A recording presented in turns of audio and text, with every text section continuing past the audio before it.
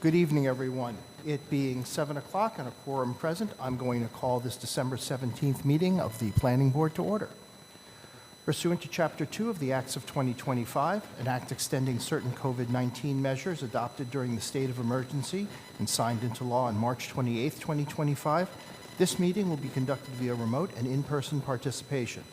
Members of the public who wish to participate in the meeting may do so via the Zoom meeting application. The Zoom link and password are available on the town's website. First, I'd like to start by recognizing that this is Lauren Lynn's first meeting with the board since becoming the Director of Planning and Development, taking over after the retirement of, what's his name? After the retirement of our 37-year town contributor, Lee Hartman. Lauren, again, congratulations.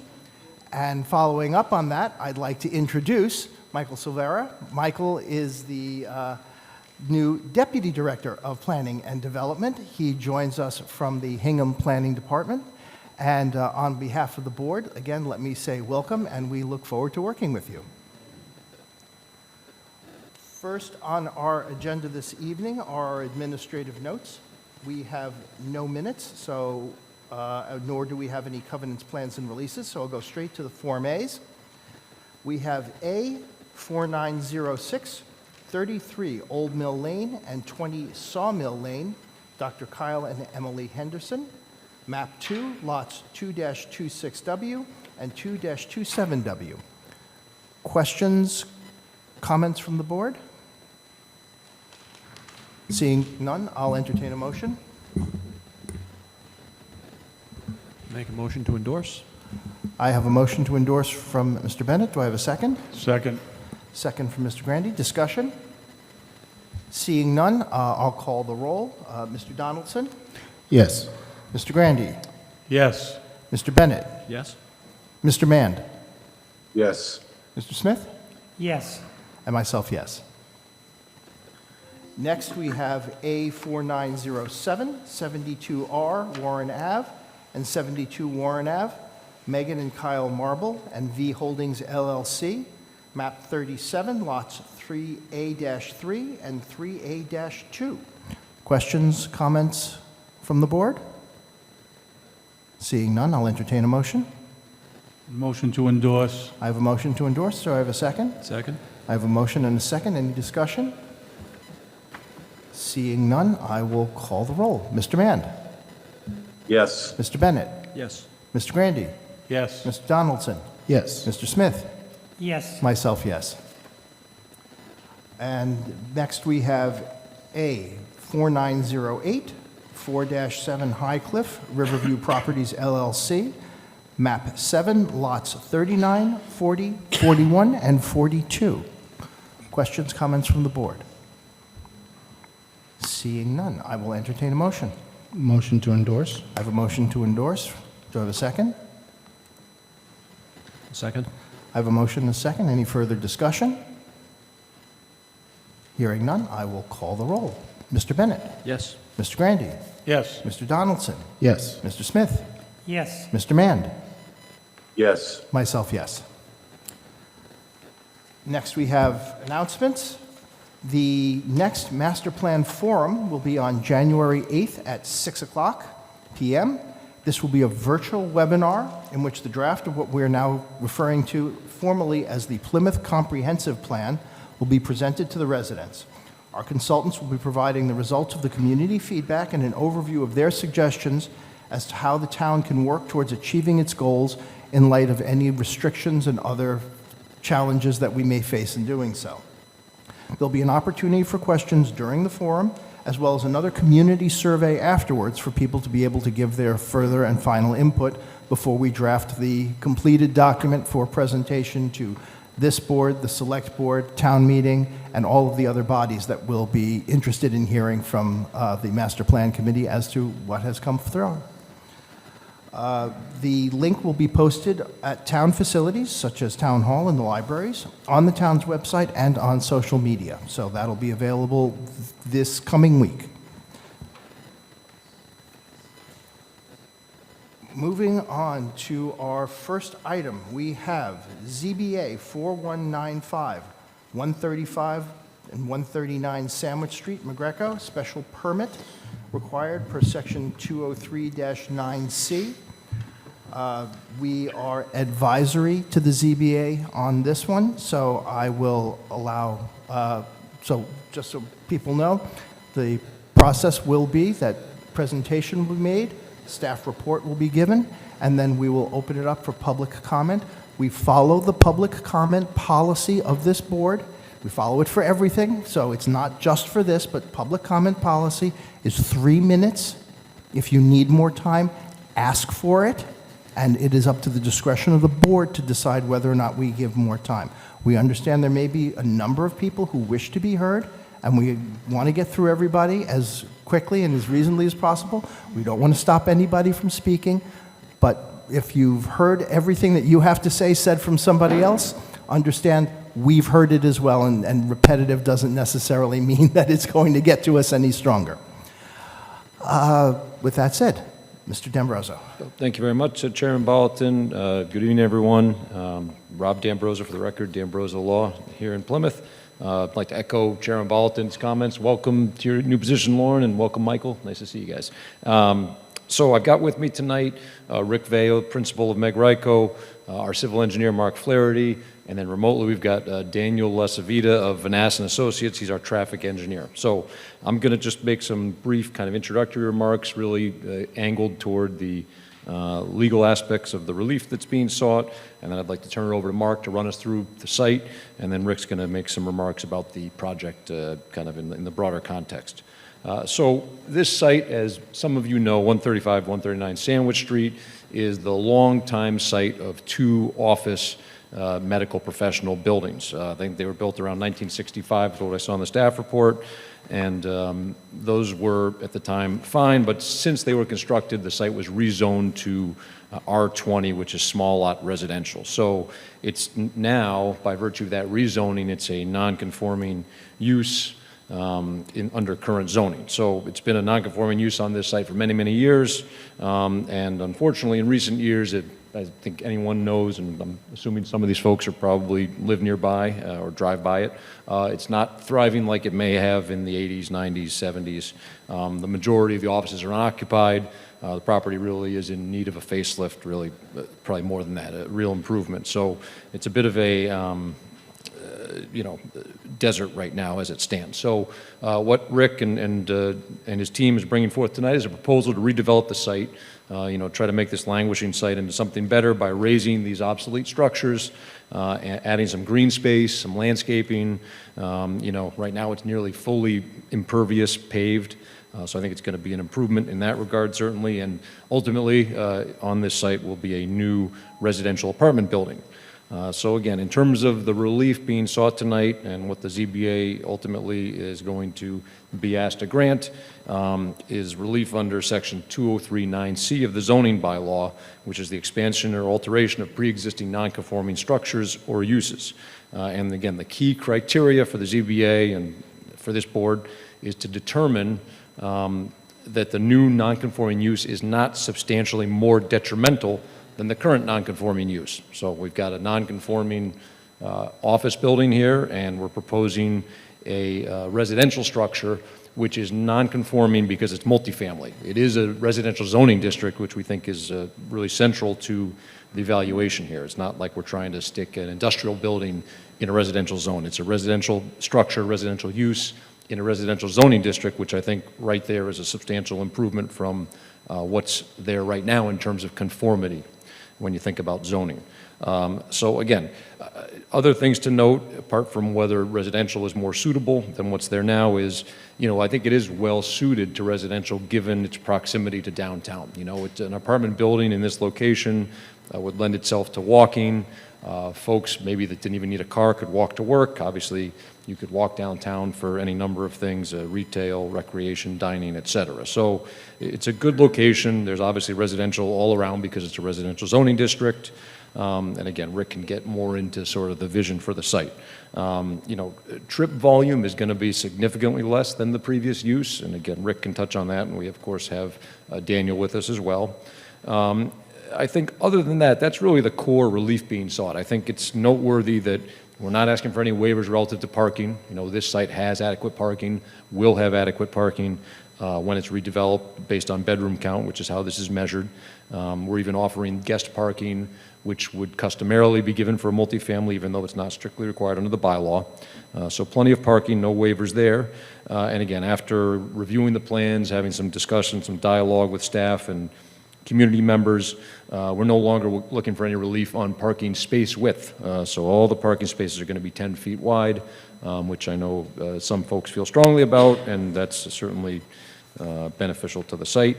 So again, the other waiver requests for this project, there's really just a handful of them. They're really technical in nature. I think they relate to maneuverability within the parking lots and separation of our driveway to an adjacent driveway. So again, really what we're talking about here primarily is whether this new residential use is substantially more detrimental than the previous office use. And I think the case will be made that it's certainly not, and I'm going to turn it over to Mark Flaherty to walk us through it. Thank you.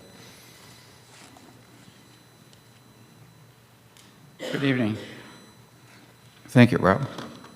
If I can flip it.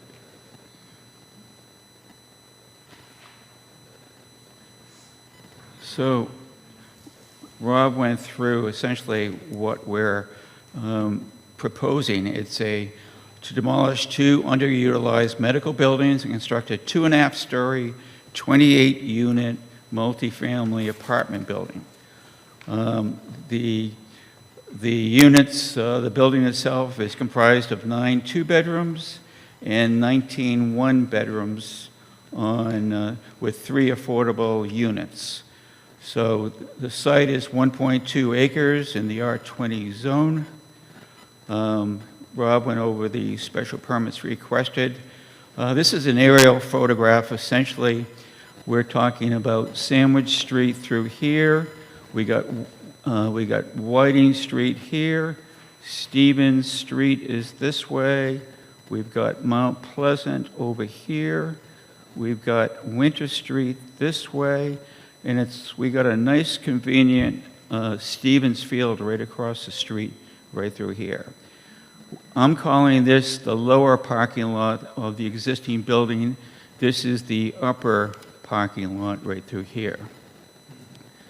So this is the existing conditions plan. You can see that this is the site, and all this shaded area is all the asphalt on this 53,000 square feet building. It's a sea of asphalt, what I call it. Out of the 53,000 square feet, 40,000 is the asphalt that exists over here. This is the north building at 135 Sandwich. This is 139 building right through here with residences around.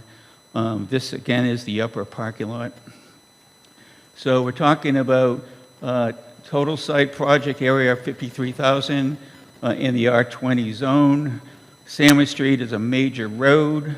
The site is going to be serviced by town water and sewer. For the most part, all this asphalt is now streaming down the hill towards Sandwich Street. It's really an uncontrolled situation, so we plan to really turn that around and have all stormwater controlled on site.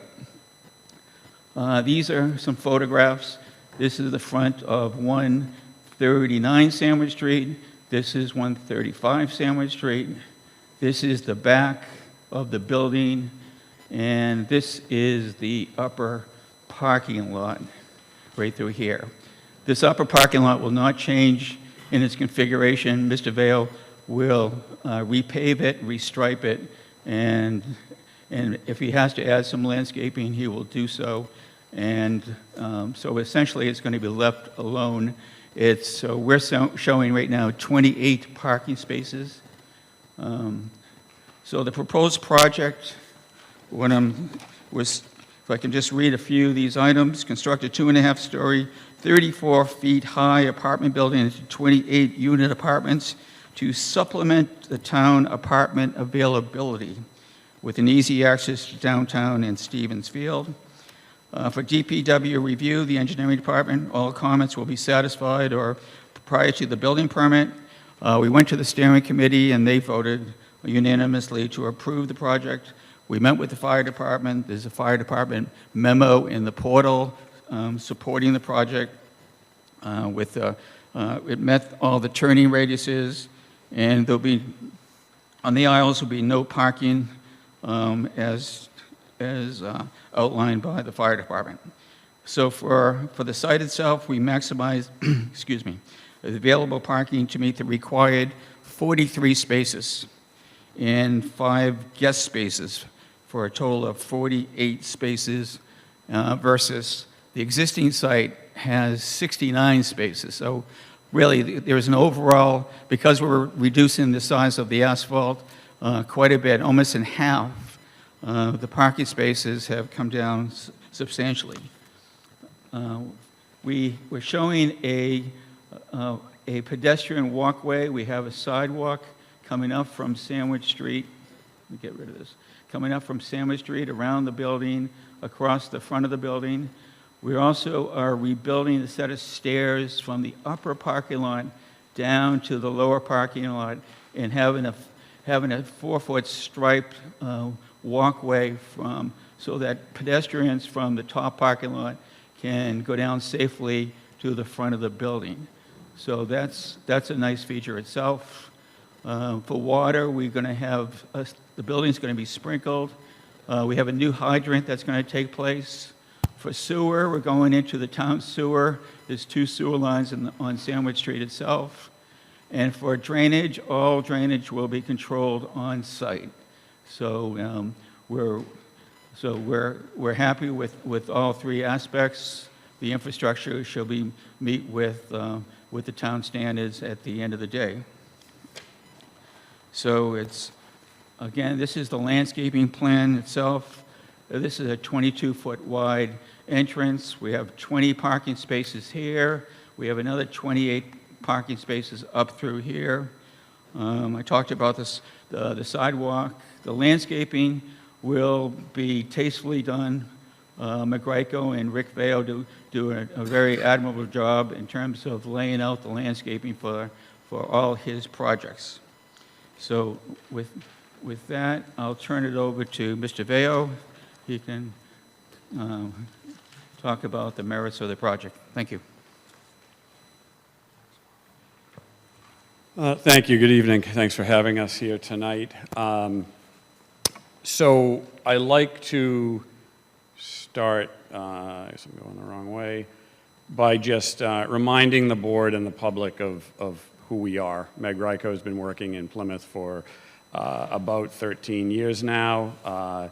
Just to scroll through a couple of properties, I think we've been the premier developer of, or redeveloper of, either abandoned or underutilized or dilapidated buildings in the downtown and the greater Plymouth area. Some that you saw, the Registry, the Bradford, the Armory, multifamilies down on Chilton Street, the Mount Pleasant School, which is obviously right in this neighborhood. I think someone would be hard-pressed to look at any of our projects and say we do anything but a first-class job on everything we do. The project at hand, we plan to do the exact same thing. What we're looking at is what at one point was a very useful property and facility in the neighborhood, it being a medical center, and served its purpose for many years. But the day it was built, it was out of place. It didn't belong in that neighborhood. It doesn't really, from a look standpoint, belong as Sandwich Street, and by no means belong as the southern gateway to downtown Plymouth. It desperately needs redevelopment. We looked at a number of different options. One being, can we take the existing building and sort of rethink the medical use? Unfortunately, you're not going to get the same medical use you had in the past. That's just not the way the medical community operates at this point. They look to be in larger facilities, much more parking, more convenient to the highway. So we said, could we form some sort of a wellness center or whatnot that was offering everything from, Botox to yoga to whatever that people go to wellness centers for. The problem with it, the buildings are what I would term as well beyond repair. What would have to be put into them would be far exceeding tearing them down and doing something new.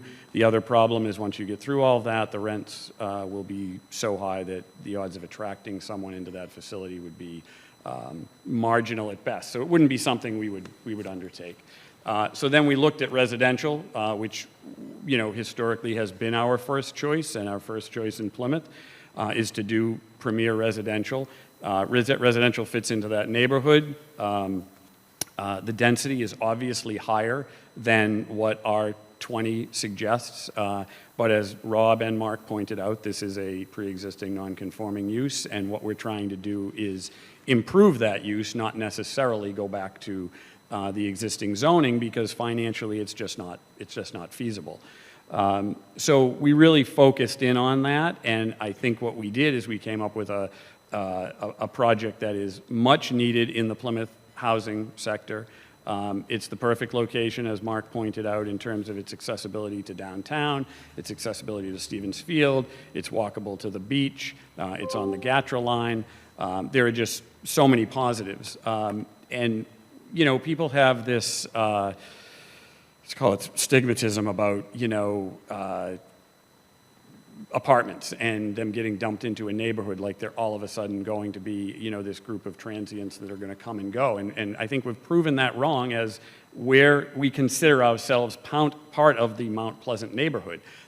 In the building you're looking at on the screen, we have 11 apartments. We have our offices that house 8 or 10 people, and I would challenge someone to argue we're not perfect neighbors. We run our complexes under the tightest of standards in terms of screening of the applicants and in terms of rules and regulations on the site. So we would expect this site to be run just like the Mount Pleasant School is. So we think it will be a great addition to the neighborhood. It will solve the problem that I think a lot of the area has in terms of drainage and water, because as Mark pointed out, the present site discharges all of its water out onto Sandwich Street and most likely right across Sandwich Street to the neighbors on the other side. Our project would now contain all of that. Another fear is obviously traffic, and I think Daniel from Vanas and Associates, who is a highly respected traffic engineer that the town uses on a regular basis, will show that the difference in traffic from a fully occupied medical or wellness center use compared to this residential use that we're proposing, the residential use is almost half the traffic trips in the course of a day, and it's substantially less during peak hours and substantially less during evening hours, which is what people would want, I suspect, in a residential neighborhood. So, we feel the attributes of this project are many. We had a meeting the other night. We had put out a letter to all of the neighborhood. I think we sent out about 70 letters. I'm guessing maybe 40 or so people showed up to that meeting, and it was what I would term as a very engaging and very helpful and very useful meeting to listen to everyone's feedback, hear any fears, to give us a chance to explain why we want to do this project and the benefits versus something else that could go there. I think the things that came out of that meeting, from our perspective, the highlights were, one, we decided to pull down from 33 units, which is what we proposed, to 28 units. Partly from a density standpoint, partly from a standpoint of being able to morph the architecture in the front a little bit. And we're working on that. We don't have a new render, but what you will see, this is what we're proposing to go there. And as you can see, if I compare this to what is there now, it's night and day. It fits into a residential neighborhood and is an extremely attractive building.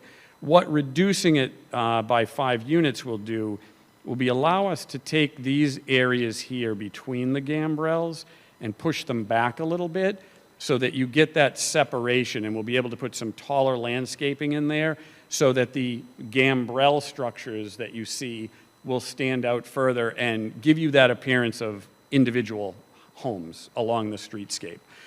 So I think the suggestions or the wants of the neighborhood of wanting to scale it down, although I'm sure they'd like me to scale it down to 1 unit, but it's financially, it's just not practical to do that. We came down to as low as we could and still make this work, but I think it will have a number of aesthetic benefits by doing this. We also talked to the immediate abutters surrounding the property and talked about things like landscaping and fencing and assured them that we would be very willing to work with not just everyone collectively, but each individual homeowner that abuts for the type of landscaping and the type of fence they would want, because I would suspect that, say, the person to the right or left immediately might want a 6-foot fence and taller shrubs, but the person on the back that's up the hill may want a 4-foot fence that someone can't look up into their yard, but they are able to look over and still see, you know, the ocean, the sky,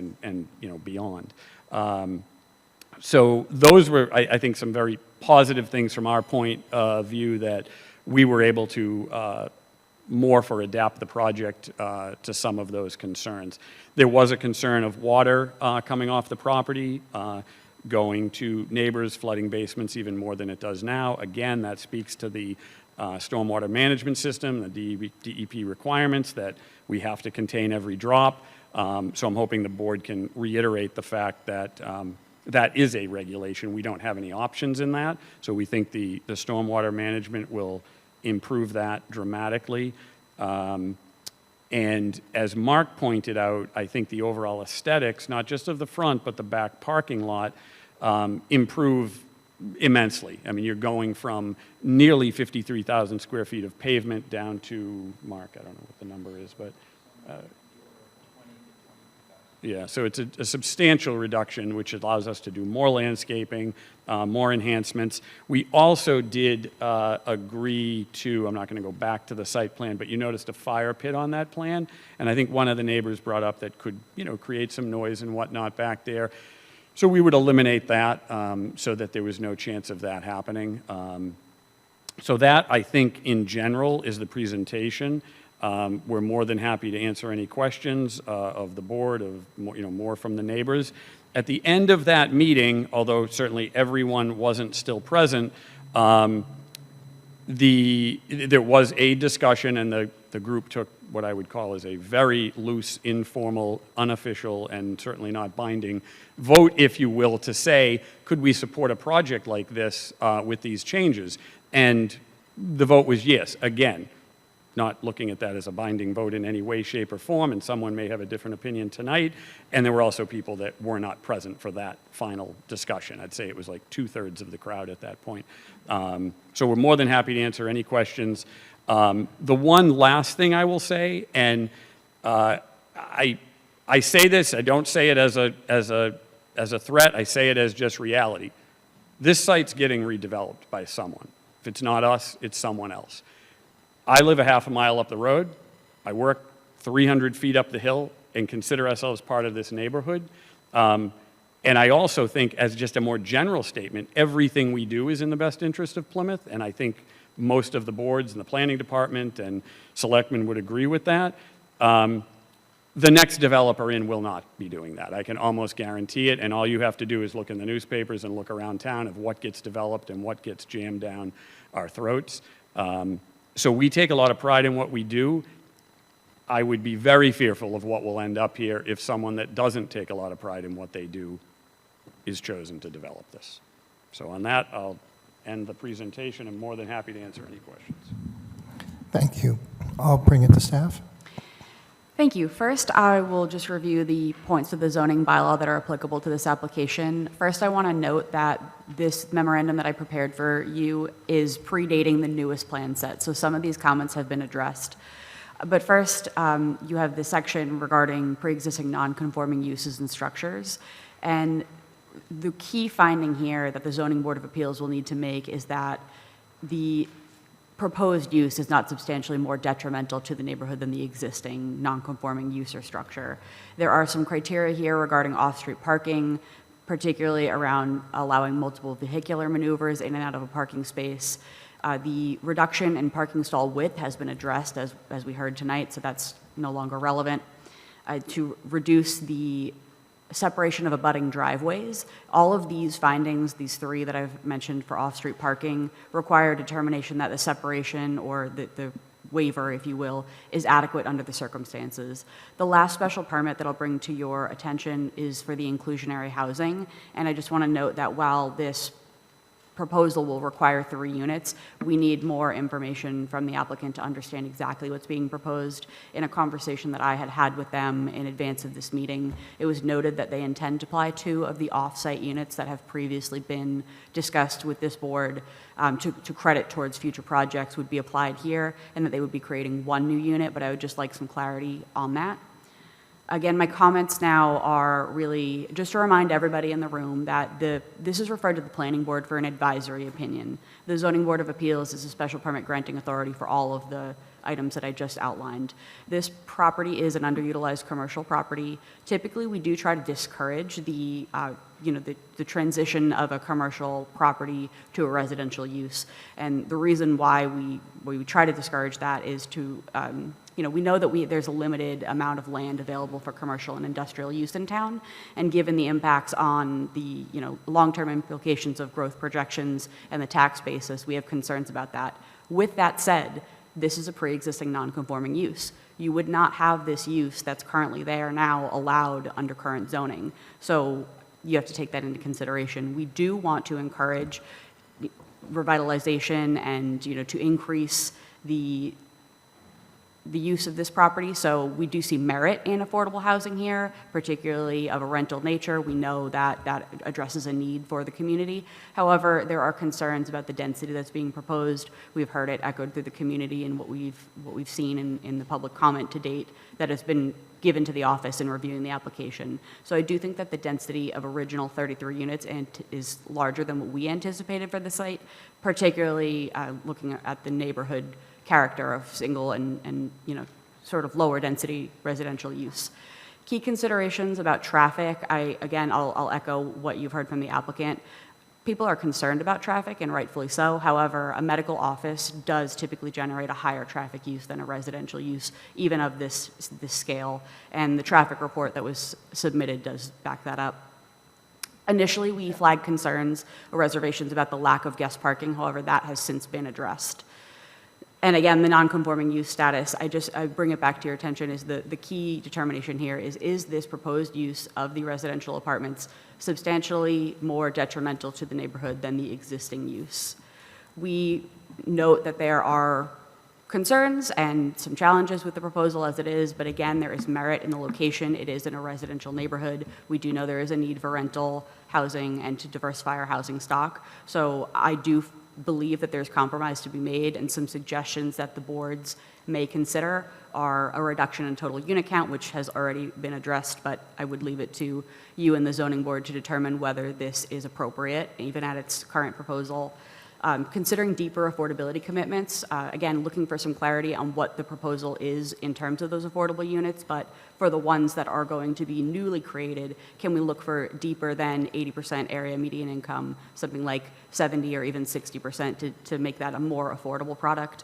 Can we consider a veteran's preference for these units? And then something that I had noted was a potential to do a gift payment in lieu of on-site parking for the guest parking, but I do believe that has been addressed. So we look forward to further refining a draft template of a recommendation to the Zoning Board of Appeals once you have heard from the public and had time to deliberate amongst yourselves. Thank you. Thank you. Okay, at this time, I'm going to open it up for public comment. Again, and I'm going to ask people to raise their hands, call on them. So again, 3 minutes. 3 minutes, and we'll Okay. go from there. I just wanted to introduce myself. Before you do that, sir, I do have one question for staff.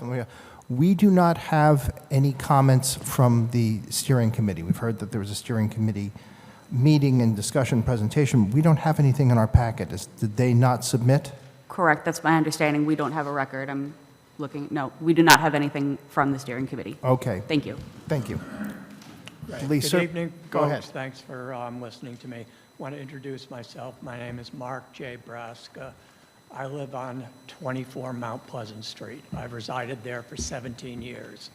I moved to Plymouth 17 years ago from Harvard Square, where I lived in a high-rise and 64-unit building in which I was the board chairman of that building. So I owned a number of apartment rentals, plus I had beach rentals on the Cape and also a place in San Diego. So I'm very pro-rental in what we're doing. I don't have a problem with any of that. The only thing that I have problems with is density, is just the number of units. I look forward to the development of 139 Sandwich Street. Something has to be done. Other properties have been done, like at the other end of Mount Pleasant Street by that dog park. There's 5 units in there. It's maybe half the size of the property in question. If we were talking about 10 units, then I don't think anyone would be here. But we're talking about significantly more than that. We're worried about safety. These are small, single-family homes with children and dogs and things of that nature. So I do look at it as problematic. And as I said, I do look forward to it being done. It's just something that would be scaled for our little corner of this neighborhood. We're a very tight-knit neighborhood. Everybody knows one another, and we all pull together for these things. So I just do not think that 33 or 28 units could effectively be absorbed into this small area. Yeah, so my primary focus, because we all took sections, is from the document that was referred to earlier, where the upper lot, which is on Mount Pleasant, my street, it says 28 parking spaces. Well, according to the zoning law, which is 203.7, there is no way that they could have parking on both sides of that. It would not have the egress. It would be too tight, so you'd have to use just one line of the parking. Not to mention, where do you bank snow? What do you do with everything else that goes with this? So instead of having 28 sites, at best you'd have 15. So that significantly reduces the number of parking spaces, in our view. So with this density, I believe that if it's approved, every single day is going to be Thanksgiving and 4th of July for us on Mount Pleasant Street. I have to put cones in front of my garage, or else people park there because there's constant traffic. I just see a tremendous influx of traffic with guests, with everything else. And we just don't want that type of density. It's a very charming, I live in an 1880 antique Victorian. I love my house, take good care of it, take pride in my house and my neighborhood. And I think that's it. So I'm just talking Very about good. safety, and I'm talking about density. Thank you. Yes, come forward.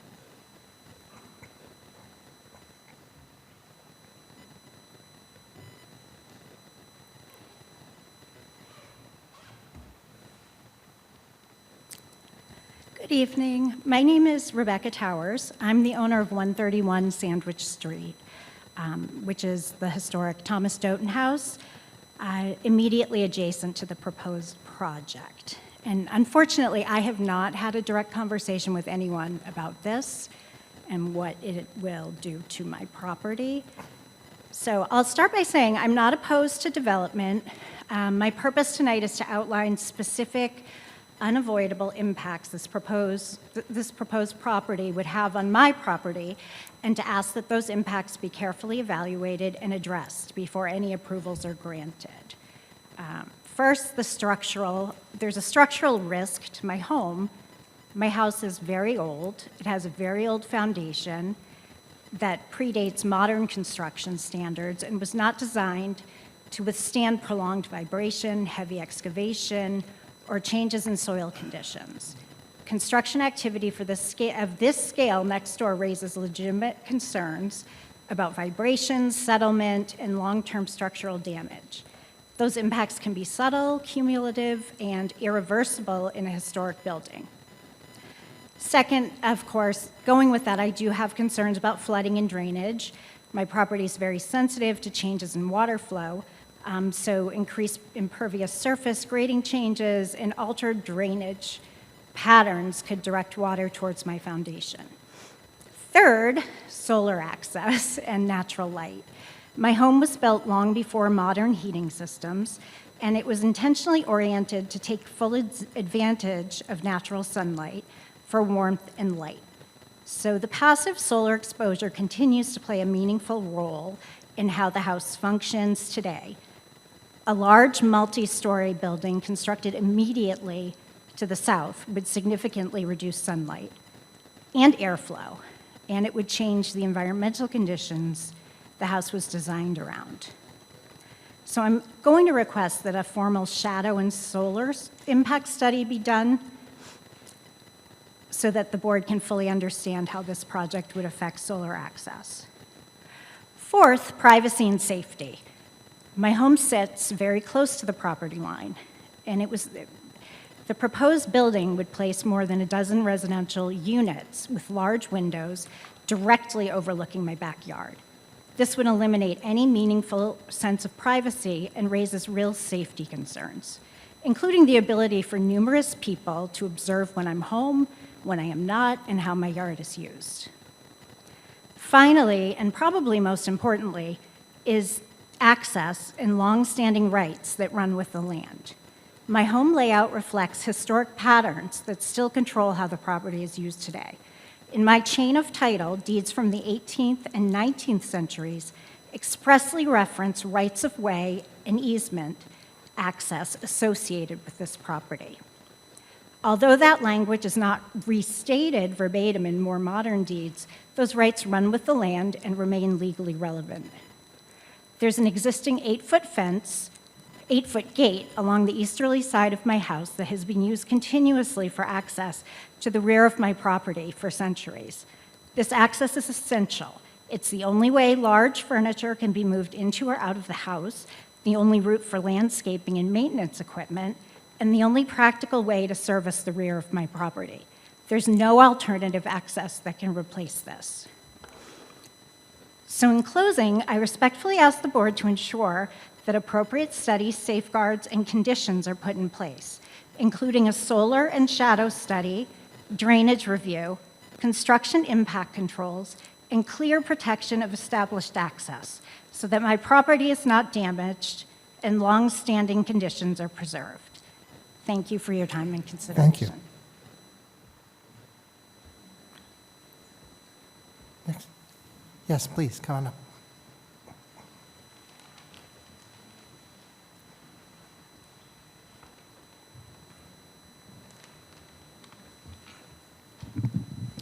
Good evening. Good I'm evening. Janet Bridge.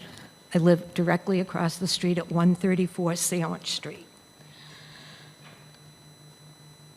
I'm sure you're all familiar with the multifamily housing design guidebook. In fact, the relationship to the neighborhood. It states, the building will exist along the street as a continuation of the neighborhood, seamlessly integrating with the surrounding context.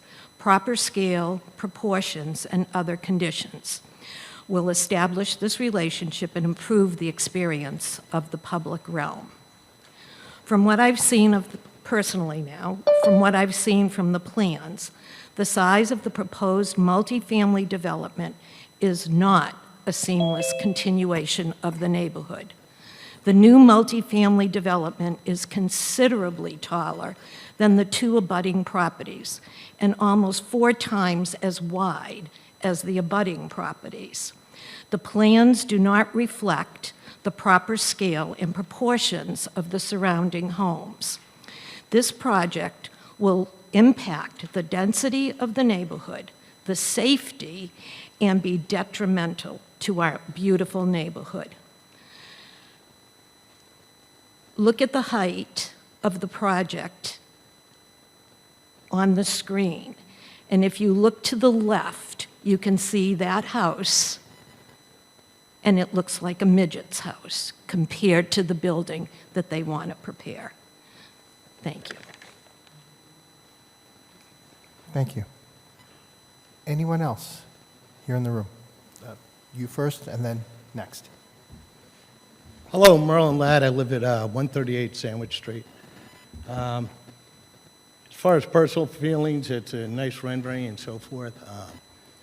But what I'm asking for the town committees to consider is, yeah, pre-existing, non-conforming, it's a really big hurdle to get over, considering what it is now. So I just want them, you as a committee and any other committees they go to really address that.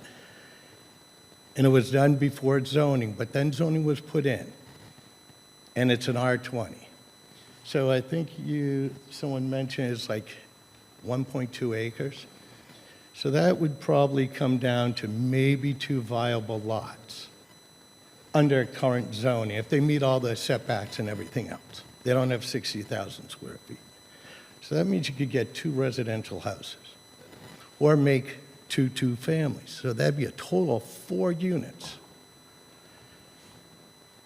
That's under current zoning, and I know sometimes under zoning, we got to tweak it to help here and there and a betterment for the community. But we're talking about going from maybe 4 units, times that by 7. That doesn't protect the zoning for the people that live in that area. There might be a way to address it, but I think we need to go with what's set in zoning. Maybe not all the different feelings, but we need to really address that. Thank you. Thank you.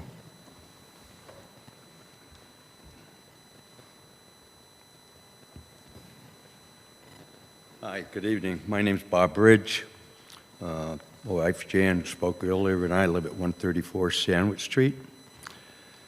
And our property, as Jan stated, is directly across the street from the proposed multi-story standalone apartment building. My concerns are specifically the water, and not the water on the site covered by the code. I'm concerned about the subterranean water. I believe the excavation of the property could impact an already delicate water table and the associated porous soil. This is evidenced by the line of homes on the east side of Sandwich Street that have sump pump discharge pipes extending from their homes. I have 3 sump pumps in my basement, and am not alone in the neighborhood in needing multiple pumps to get rid of the water. Our concern is excavation at the proposed site may impact the water table, and the streams below ground could be diverted with other streams, causing an increase in the amount of water we already have to deal with. If something does happen, then the expense in fixing the problem is on our neighborhood, the people, not the builder. It is because of this concern that I feel the project would be detrimental to the neighborhood. And then speaking briefly about traffic, I was heading north on Sandwich Street towards work this morning. I had to wait for 31 cars to pass before I was able to back into the lane to get out of my driveway. We don't need more traffic, thank you. Thank you. Anyone else in the room wishing to be heard? Okay. Gentleman first, then yourself, and then the person in the back, and then you. So Oh, boy. we'll keep I'm going. not a good talker, so. I was just thinking about what they Could had you said. just introduce yourself, please? My name's Tobin Williams, Lewis Street. It's an old building that they're looking at, and there's a lot of asphalt, outdated. The buildings themselves, outdated. I think the buildings, that lot, not the upper lot, is not even an acre of land. Yes, you talk about traffic. Now, that building hasn't been utilized as a medical facility for, I don't know how many years. Do you know how many years since? It was still in existence in September. Yeah, it's been a long time. My doctor was actually there. I used to go there 30 years ago. But if that was just a piece of land, no existing buildings, would you allow a 30-unit apartment building on it? Probably not. I just think that it is excessive to put that many units on that small parcel of land. You got to take the existing parcels and everything about it out of the equations and look at what you have there, and I don't believe it's becoming to have such a large unit there, to have so much, because there is a lot of traffic, there is a lot of drainage, there's a lot of concerns, a lot of safety. There's a lot more to it than just what's existing. I think you got to take that out of the equation and see the property and what it would be best used for, but it's best utilized for. And right now, it just seems excessive, what they're asking for. I'm sure they're a very reputable contractor, this and that, but it's a lot. That's my opinion. Thank you. Thank you. Yes.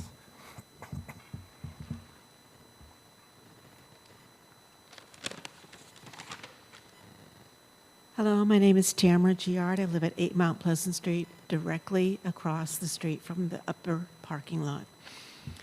I am concerned about the parking lot. When the Mount Pleasant Street neighborhood was originally carved out, it consisted of homes similar in size and scale. When a parking lot was squeezed between the two houses, it destroyed the continuity of the neighborhood and created an eyesore and a nuisance. We now have an opportunity to right a wrong, and this parking lot should not be grandfathered. I believe the neighborhood has done its part over the last 30 years and does not deserve to have what looks like a used car lot in its midst. The increased traffic, the parking lot lights, constant movement, noise, car beepers, alarms, slamming doors, and especially constant headlights will be a real detriment, especially in my living room. This will go on throughout the day and night, 7 days a week, unlike the original medical parking that was 5 days a week, only 9 to 5. That was an inconvenient eyesore as well, but this new plan is too much. Other issues of concern are snow removal, overcrowding of cars, 20-foot setbacks that are not observed, and visual relief, citing bylaws 203-7 DE, F, and G. Regarding visual relief, the neighbors should be able to walk down the street and not even know there is a parking lot there. Substantial landscaping should be in place along the street front, preferably a good-sized hedgerow to hide the cars and be properly maintained. Thank you. Thank you. Okay, we had I think we had one more gentleman back here. Do we have someone else there? No. All right, so the person over here to my right first, and then back to you.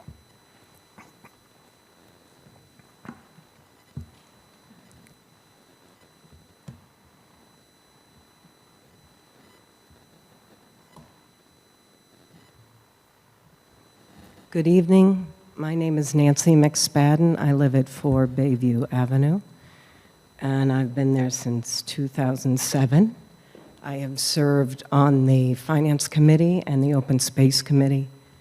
I have seen the changes in this town. I have spoken openly about the dangers of overdevelopment. So if the question here tonight is, would the development of this property, where, by the way, I've been going for 18 years to my dentist, it's ugly. It is. It's not attractive, but it is relatively benign. You never see more than a handful of cars in the parking lot at any time. So if the question at bay is, would it be more detrimental to the neighborhood, the answer is yes. Would it look maybe aesthetically more pleasing, objectively, but the impact on the neighborhood would absolutely be negative.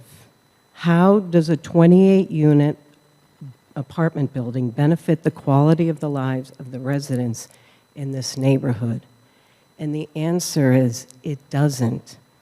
Because the traffic, as we have witnessed over the years, has increased exponentially.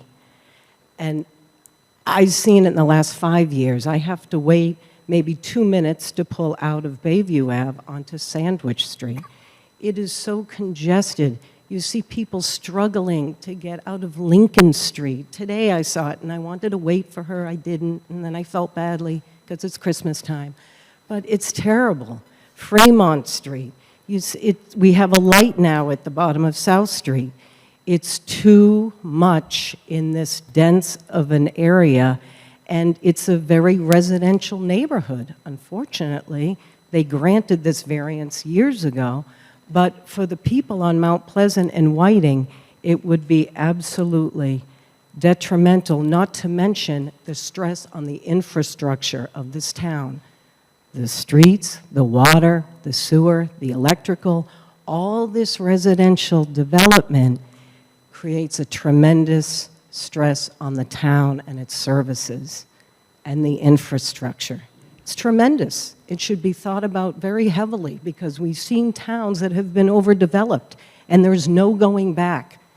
And the residents, the taxpayers, are not the ones benefiting. Thank you. Thank you. Yes, please come forward.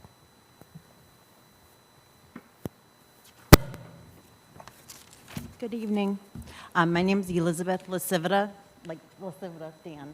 Same last name, never met him. I live at 13 Mount Pleasant Street, and I'd like to, a lot of my points have already been covered, but I'd like to talk about section 202-6 in relation to hazards to pedestrians. So we're talking about traffic and cars, pedestrians on 3A. People are running, walking, bicycling, baby carriages, so on and so forth. At the end of these streets, Stevens Street, Mount Pleasant Street, Winter Street, coming out of Stevens Field, the car is looking to get into the road. They're not looking at these pedestrians. I go every day down to the bottom and try to take a left. And, you know, sometimes I catch myself because I miss a pedestrian coming. To add all these more bodies, all these more vehicles into this area is a real safety concern for me. I already feel that the crosswalks at the end of these streets have faded away if they were ever there. There are issues of safeties with pedestrians that really need to be looked at. And I'd like to make one more point here tonight. I'd like to point to the 1960s and Summer Street and the apartments that went in there that we all now know and drive by every day.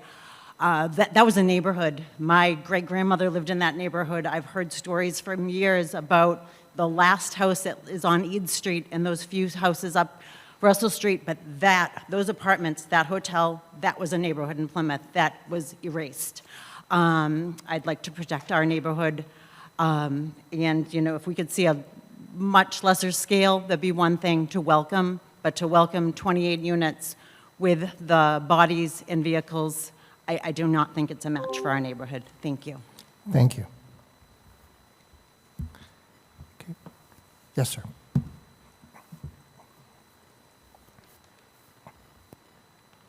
Good evening.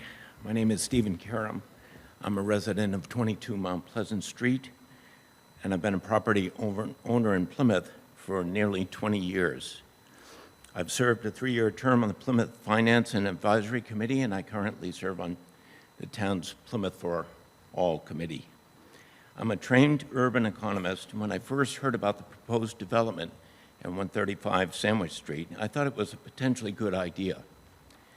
As an urban economist, I advise cities and local governments around the world about the benefits of agglomeration economies, highlighting the positive spillovers of urban density and advocating particularly for projects like the one that's proposed, which is infill development. It's important for cities. My initial support for the project, however, devolved quickly as I learned the details of the development proposal. What I thought a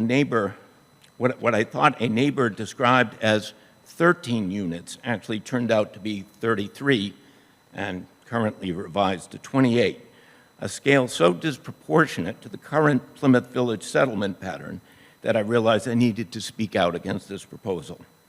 As I read through further details of the proposal, I saw numerous variances being sought from town zoning bylaws.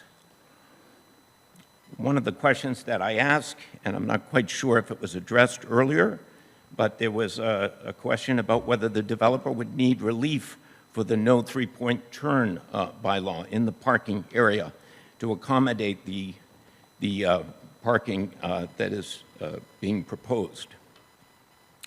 But more than anything else, beyond the scale problem, the safety that it raises. I live across from my neighbor Mark, where in no other community that I've ever lived, we all own traffic cones to protect sidewalks when we have these surges of people coming to the neighborhood during big events. But my biggest concern is the dangerous precedent that you'd be setting. By granting variances today to this development, we can basically see our neighborhood going in a very different direction. And that's really why I would like to be an advocate for this project and request that the developer please consider a scale that's more appropriate, that will be safer, that will be more sustainable, and where we can all welcome each other as neighbors and not find that we have so much congestion in our neighborhood and inability to park that it's difficult to live in that location. Thanks. Thank you. Anyone else in the room? Yes, please.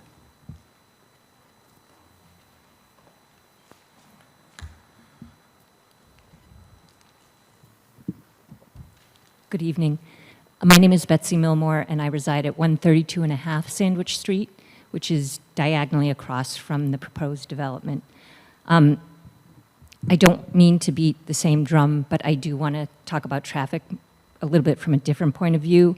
I understand how important traffic studies are and how they are used by planning boards, but I think, as you've been hearing, there's also the lived experience of residents, which I don't think traffic studies actually end up addressing. But an additional concern for us is the proposed development at 86 and 88 Sandwich Street, which when we went to the town hall to ask if that had been included in the traffic study, it appeared that it was not. So this development is not happening in a developing vacuum, as it were. There's also another large-scale development, a convenience store being proposed to go down just down the street, which I think will have an impact, a reverberating impact along with this development. And additionally, with the current closing of Fremont Street to one-way, we're now going to have additional traffic using Sandwich Street rather than being able to cut through the Water Street area and Union Street area as they were before. So that is another impact on the traffic in this area. And no mention has been made about busing, bus stops. Some of these are two-bedroom units. Surely there'll be children in some of these, and the safety issue has already been addressed, and that's another component to the safety issue, is where will the bus stop be, and how will that impact all of the traffic that already exists in that area. And just another note on the proposed 7-Eleven development, which may give you an indication of how traffic will be impacted, is my husband went to Cumberland Farms up on Samoset Street and asked them, how many cups of coffee do you sell every morning? And the answer was a minimum of 2,000 cups of coffee. And that was a minimum and an average. So you know that a lot of people are going to avoid the Samoset area, which is even more difficult to get to, and come to this new development, which will also impact traffic along with this development. Also, what I want to note is the streets that people live on and have been mentioning, these are minor streets that are actually currently being used as if they were major streets. And so that impact is already occurring and will only get worse with this development. So that's all I have to say on traffic, and I just want to kind of sum up something that I feel is very important, which is precedence. Precedence is important in town planning and development because it helps to ensure consistency, fairness, predictability, and quality in how your town is evolving. Planning decisions are not existing in isolation. Each approval of every development becomes a reference point for a future application, particularly in a town like Plymouth, where many of our neighborhoods share similar zoning, similar road conditions, and development constraints. Approving a project where the density substantially exceeds the established pattern of the surrounding neighborhood lowers the standard that future projects will rely upon. These individual exceptions just accumulate, and they'll alter and erode the character of not just one neighborhood, but the whole town itself. If the project is approved or sent on with your blessing as proposed, it will then be cited by future applicants as evidence that similar density is acceptable on comparable parcels, even where the infrastructure, road capacity, or neighborhood character are not equipped to support it. Over time, this results in what may be termed incremental overdevelopment, where each project points to the last as its justification, which erodes the intent of the zoning bylaw and the careful planning that all of us rely on for stability and predictability. It really matters when relief from dimensional, intensity, or design standards is granted. Once any board determines that an exception is reasonable, it becomes more difficult to deny similar requests without appearing inconsistent. This will undermine the board's ability to apply bylaws evenly and fairly, which is really a cornerstone of good planning. It's also important to distinguish between meeting housing needs. Going to have to ask you to wrap up, please. 2 little paragraphs left, if you bear with me for another minute. You're already at over 4.5 minutes, so please wrap up. Okay. All right, I would ask that you consider not just whether this project can be approved, but what it signals for the next one, and to consider that the worst precedent that could be set here is from taking a non-conforming use and putting it into another non-conforming use. So I would ask that this be scaled down as it is too dense and detrimental to the neighborhood. Thank you.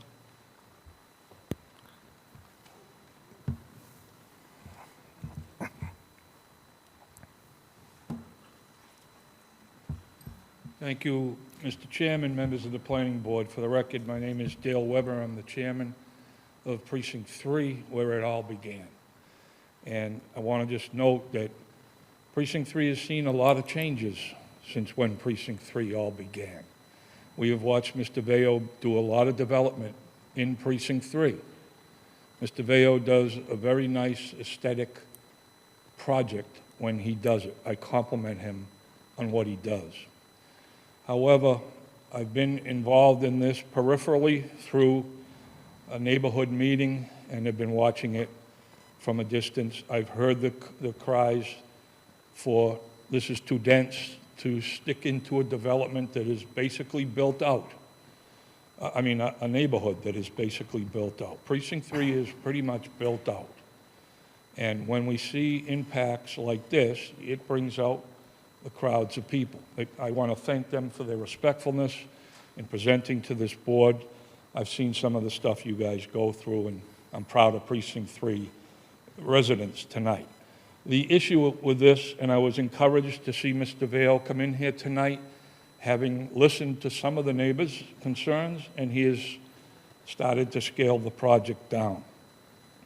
I was encouraged by what he did in the 2 dividing structures between the 3 gambrels there, and he indicated that by scaling it down by 5 apartments, that would move those 2 center sections back a little bit.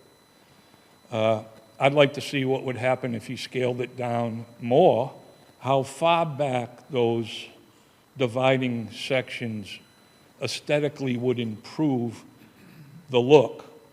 And also, based on a comment I heard earlier, when compared to the neighbors, this does still look to be rather behemoth compared to the neighbor structures. So if he would move those 2 center structures back, I still don't know how far he moved them back in order to gain a diminishment of 5 units.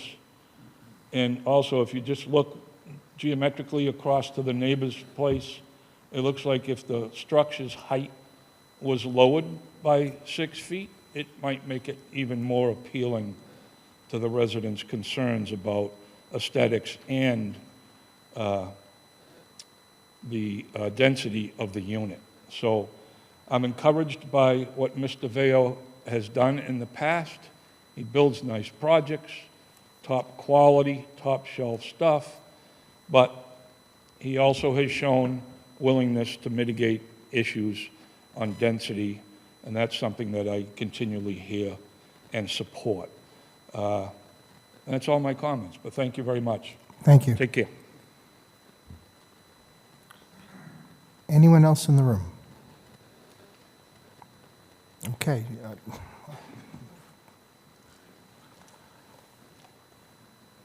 Sir, go ahead.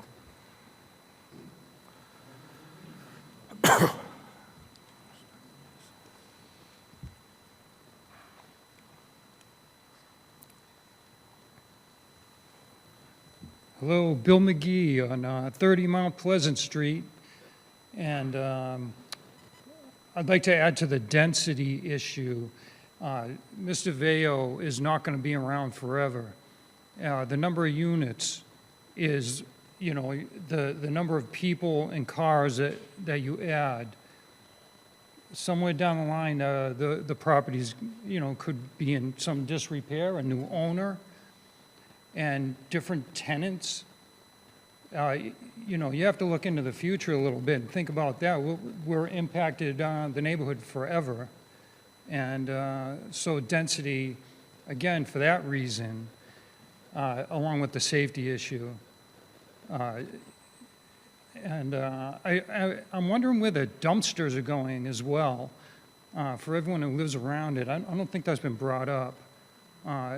The number of bangs on the door of the dumpsters, number of people, again, it's just the higher number of people, the more bangs on that dumpster, and the more cars chirping and all that. And but I appreciate the quality, but again, you know, buildings age. We all age, and we don't know who's going to own the building in 20 or 30 years. That's it. Thank you. Thank you. Anyone else in the room? Anybody with anything new? Okay. Do we have anyone online? If anyone on Zoom would like to address the board, please make it known by raising your virtual hand. No one. Okay. Before we go back, I know Mr. Vero wants to address some of these things and bring it back to the board. Why don't we take a very brief recess, make it a 7-minute recess, come back at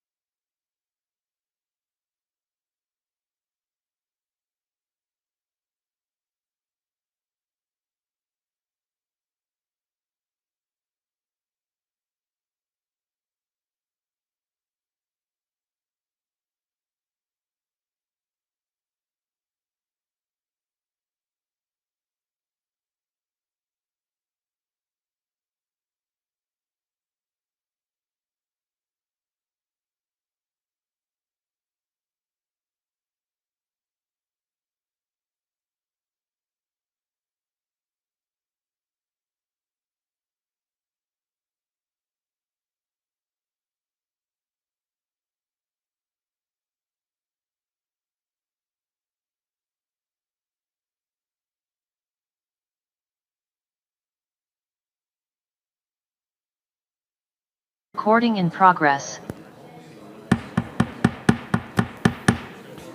If everybody could please take their seats, we're going to resume.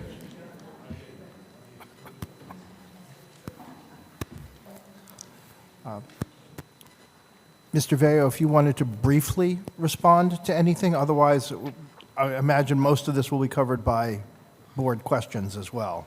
I'm going to respectfully ask that, you know, this has been 45 minutes of statements. For me to briefly respond to it is going to be a little difficult. Well, you're going to have the opportunity, of course, to answer all of our questions as well. Right, but some, yeah, okay. I'll do my best. Some of these things are not what I would, they need to be addressed because some of them just aren't accurate, I guess. Lauren's questions first. So the development requires 3 affordable units, 2 of which we have banked from previously built affordable units throughout the town. So would we be taking those and you putting 1 affordable on site, for clarity on that? We typically have always given veterans first priority and would be more than willing to do that again on this property. The AMI we hadn't set. I mean, obviously it would not be more than 80, but we would be very willing to look at a 60, 70. range for that one unit on there. So I'm going to try to go in order as best I can. There seems to be this safety concern that keeps coming up, and I'm just not clear on that. This is not a prison complex moving in, or people that are somehow unsafe. There are more residential neighbors that live in many of the multifamilies throughout this neighborhood. I mean, there's tons and tons of 2 and 3 families throughout the neighborhood and the greater downtown Plymouth sector. I don't consider those people or the expansion of that a safety issue in and of itself. Where there's a potential safety issue is when you have a developer come in, like places like Oasis or Harbor Walk and whatever, and they don't operate them properly, and then you have the police there 4 times a day. That's not what we do. Unfortunately, I'm probably not living forever, so I cannot guarantee that for the rest of my life, but neither can anyone that owns a home. In the Mount Pleasant neighborhood, they could sell it to someone that is unruly and a complete, detriment. I got bit by a dog on Mount Pleasant Street as I tried to save another dog from the road because that person didn't bother to take care of their dog and whatnot. That's an unsafe situation. That's not what we're proposing here. Those things happen, and it can't be controlled for forever. If I sound a little irritated, more so than I am, normally, it's probably because in leaving the meeting and answering questions, many of the people who spoke indicated, no, we would be in favor of it with these changes, and then came out and said exactly the opposite. So it's a little frustrating and kind of makes me just want to go in a completely different direction with this property.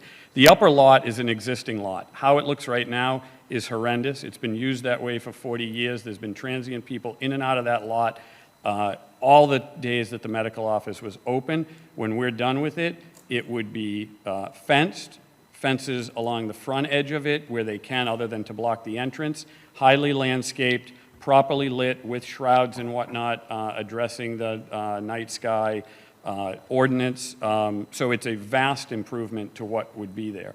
Parking overflow was talked about, of how this would somehow now become a problem. You're comparing it to what it is now. And the reason you don't have traffic overflow is because no one's there. You have one dentist there.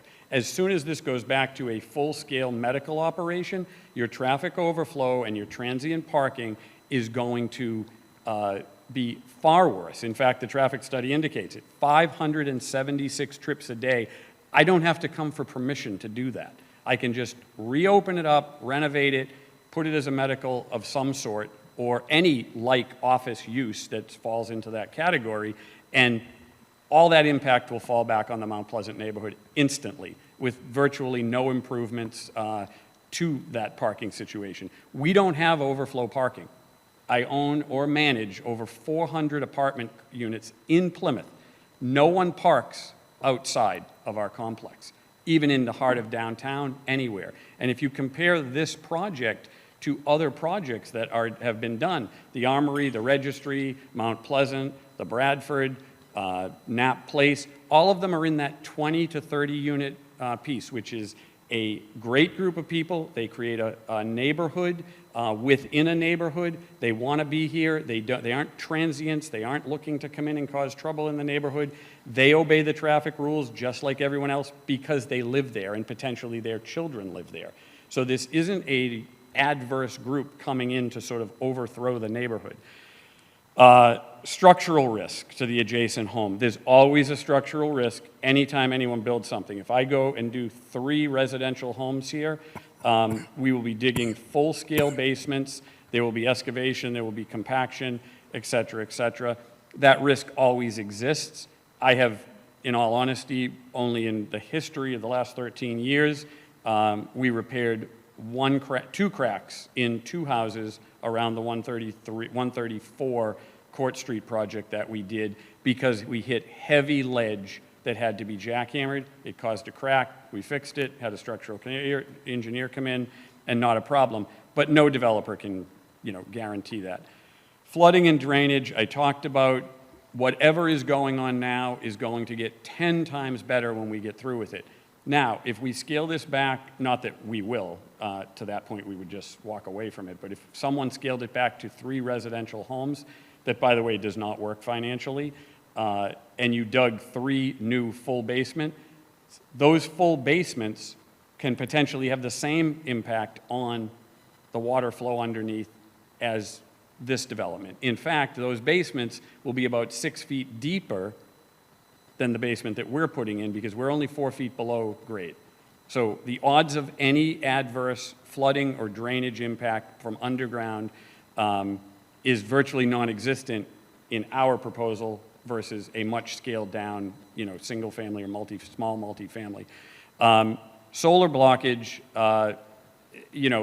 change always comes with change. The fact is that this building that we're proposing is not virtually any closer to the neighbors than the existing structure that's there. It's falling within the height limitation. Could there be some degree of change in the blockage because it is a little taller on that side as opposed to the 135, the Dutch colonial that's there? It is a little bit taller, but it's not very much. I already addressed the safety issue. The gate to the neighbor, that's something that would have to be looked at.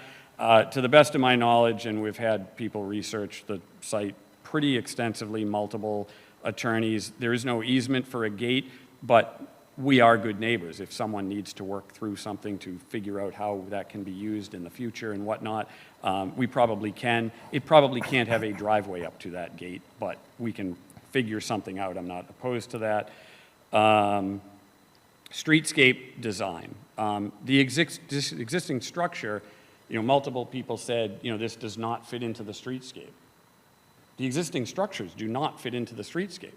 These renders represent something that it may be larger, but it fits into the streetscape, is much more appropriate than what's there now. Now, we're going to work on that design, and we're going to try to push those middles back. We're actually even going to try to bring the roof line, as Mr. Weber had suggested, down, and because you can notice that a lot of that is attic space. It's not used, but just unused attic space in this section. So if we can bring those angles down a little bit and still keep the design integrity, and we can maybe lose 4 or 5 feet, that obviously is going to help things. Density was talked about a lot. The realities are, with today's construction pricing, the pricing of land, material costs, management costs, water and sewer costs, the fees to the town costs, density is critical to make something work. When we talked to the neighbors last week at the meeting, I went from 33 to 28 and explained that, I'm doing everything I can, but I still have to keep it financially feasible. The bottom line is no one's going to develop this and lose money on it. If anyone's taking the lowest possible return on a project, it's us, because we have a bigger picture in mind. Every project we do is to the betterment of Plymouth, and I can point to countless projects that attest to that. This is another one, but it can only go so far before it's just not worth doing. Water, again, people said they have existing pumps and whatnot. Part of those pumps is because you have a 53,000 square foot lot draining onto your property. That will get solved. And, that's as simple as that. The traffic, everyone's talking about cars, potential pedestrian issues, more traffic flow. Again, you can't compare it to what's there now. It's an empty building or virtually empty building. There are no cars there. So there's no traffic. There's no cars in the upper lot. There's kids playing basketball and some transients that park there or parking for the 4th of July or Thanksgiving. And by the way, we do the same thing with cones, blocking off the Mount Pleasant School for that. But once this is developed, and it will get developed as something, so even if it went as the medical route, the traffic will be far worse than what it will be as a residential use. And now someone said the traffic studies do not take into account the living factor. What it really is the traffic studies don't take into account an emotional factor, because someone hears 30 units or 28 units or 33 units, and there's an emotional tie to that what it means. The reality on the ground And this board knows that, and ZBA knows that, and engineering knows that. That's why we use a traffic engineer to determine this. The realities on the ground is it's half the traffic impact to this being a commercial use. That's just fact. There's not an emotion tie to that piece. The parking lot, again, we talked about that up top. And someone had mentioned, the use of that parking lot. Again, it's not being used. If we do this project, it will be repaved, landscaped out the front, fencing put out the front, so all you're seeing is the entrance. If it's another use, cars will be rolling in and out of there all day long. There's no, and into the night, because a typical wellness center will operate from 7 a.m. to 10 p.m. at night. There's going to be clients going, and if there's not, it's not going to stay in business. There's going to be clients operating in and out of there all day long, unlike what we have is assigned parking that someone comes into their same spot every single day at whatever times they work or, whatever, and that's it. And the fence is going to eliminate a lot of those potential issues. Someone mentioned it's benign right now. It is benign. It's empty. It can't stay like that. No one's leaving it like that. It's getting developed somehow. Stress on the infrastructure is not an issue. Commercial would put far more stress on the infrastructure. The gallons per use used by mostly one and some 2 bedrooms a day is a minor impact on the infrastructure in terms of water and sewer, and quite frankly, the sewer system in this town needs more use. It needs more funds going to it for us to be able to maintain it so we aren't blowing out sewer mains because we haven't repaired them in 20 years.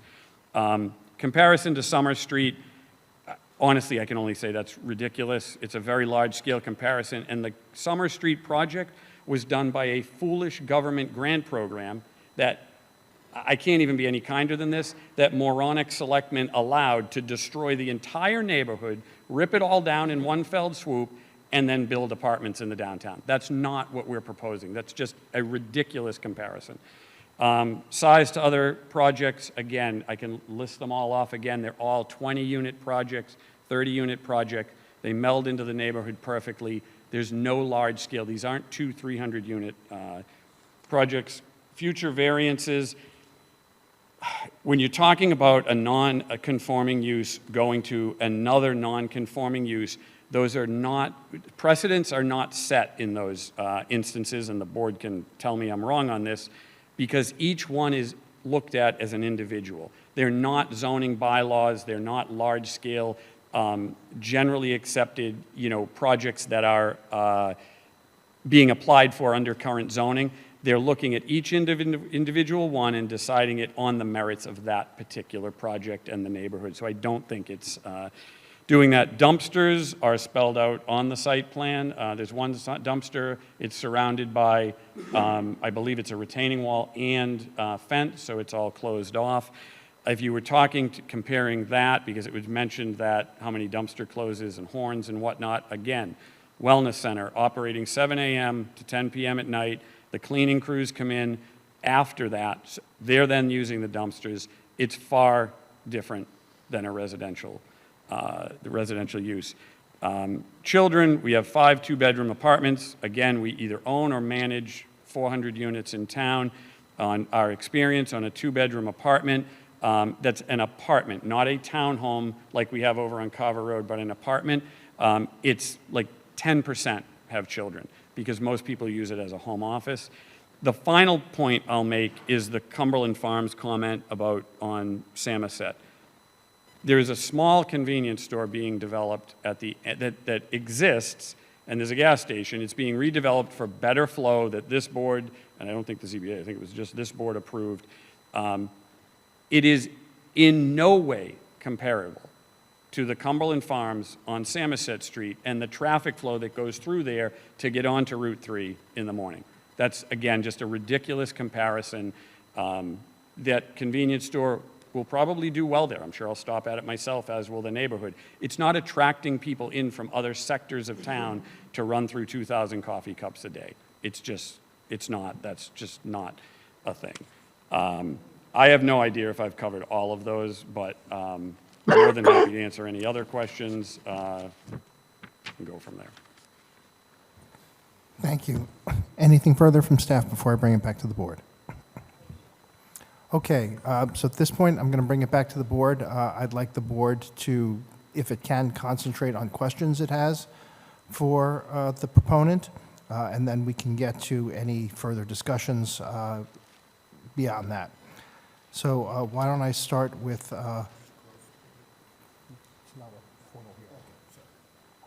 Why don't I start with Mr. Grandy? Okay, I have a number of comments and questions. One, has the DPW responded to the comments that are in the report received back from McGreco with answers? No, not yet. So there is no answers back from McGreco on the comments that have been made by Richard Bossy, the town engineer, correct? Correct. Right? Okay, now, Oh, I'm misunderstanding the question. he hasn't responded back, McGreco hasn't responded back to these questions from the engineering department. I don't have it in the report. I don't have a report back with answers to these questions from DPW. Tim, hi. I just got the comments on Friday. A couple of the comments were, can the traffic engineer do a site triangle analysis? Could the structural engineer make sure that the retaining walls are properly designed? So we plan to, by the end of this week, return our comments and our revised plans to the engineering in hopes that they will then turn around those comments before the ZBA meeting on January 5th. I hope that answers your question. We Well, really it does, just but got I those don't comments. have the answer to these questions from you stated in the new plan that's going to show the corrections that they're looking for. So To include, let me Yeah. continue, bring another question into play here, the 9-foot parking spots, right, and the multiple maneuvers within the parking area. So we responded to that comment tonight by saying that all parking spaces, the space width is going to be 10 feet, not 9 Yeah, but feet. I don't have a plan showing that Okay, tonight. so in right? front of you, This was given to the planning department this morning. This was given to us this evening. right. So I haven't had the opportunity, and none of these show me So an I'm just adjusted saying that parking we area. haven't had an opportunity to really get back to you, but I'm Right, just so that's responding to something you I right would now. like to see before I can move forward with this particular proposal. Well, what do you need to know so that I can I need tell to you? know, I need to see your answer to these, that you meet the requirements per the questions that came from the engineering department. So, and I'm saying that the questions pretty much, Tim, are minor. One of the questions was going from 9 feet to 10 feet, maneuvering. There was a structural engineering comment. All the other comments are relatively minor in nature, and I've been working in Plymouth for 30 years, and those questions can be addressed. Not easily, but they will be addressed. Right, like the questions, the applicant must revise the proposed inverts for recharge system number 4. Yeah. One note says, I know that'd be minor, but I don't see that on the plan of the Yeah, corrections. because That's I had all a I'm chance asking. to do it, yeah. That's all I'm asking is, usually we get a report back from DPW, these questions were satisfied. One of Right? the issues we have, and, we've had these discussions with multiple sectors of town, is we get these a couple of days before the meeting and do not have a chance to respond, and then you have a ZBA or the next meeting, whatnot. We always put in that part of any vote is always that we will satisfy all comments from the DPW. We always have. I mean, we've historically done that with planning on, I think, Yeah. just about every All right, project we've I done. understand, but I would like to see it. Next, what is your lot coverage on the new building versus the existing non-conforming building? You increased the lot coverage of the building foundation, correct? Yes. I don't have that answer for you right now, Tim. So you don't know what the percentage increase is? No, I just said I don't Yeah. have that answer for you, Tim. Okay. That's something that I would like to see answered also. Is there an elevator going in the building? No, no elevator. Okay, and the landscape plan, it gives you types, but it says to be determined as far as the quantities are concerned. So I'm sure there'd be an updated landscaping plan that actually shows the quantities on the legend for the landscaping plan. Okay? Now, I agree with the safety issues that we're looking at. I understand the building is benign right now because there's not a lot of tenants in it, or renters, or a medical office right now, but it could be. And the use of a medical building, as far as the traffic report is concerned, is more intensive than the building you're proposing. So, to me, the traffic has been satisfied as far as the report is concerned. And I think you typically do pre-inspections of the neighbors next to you, just so you know if there was any damage? A crack already might have been there.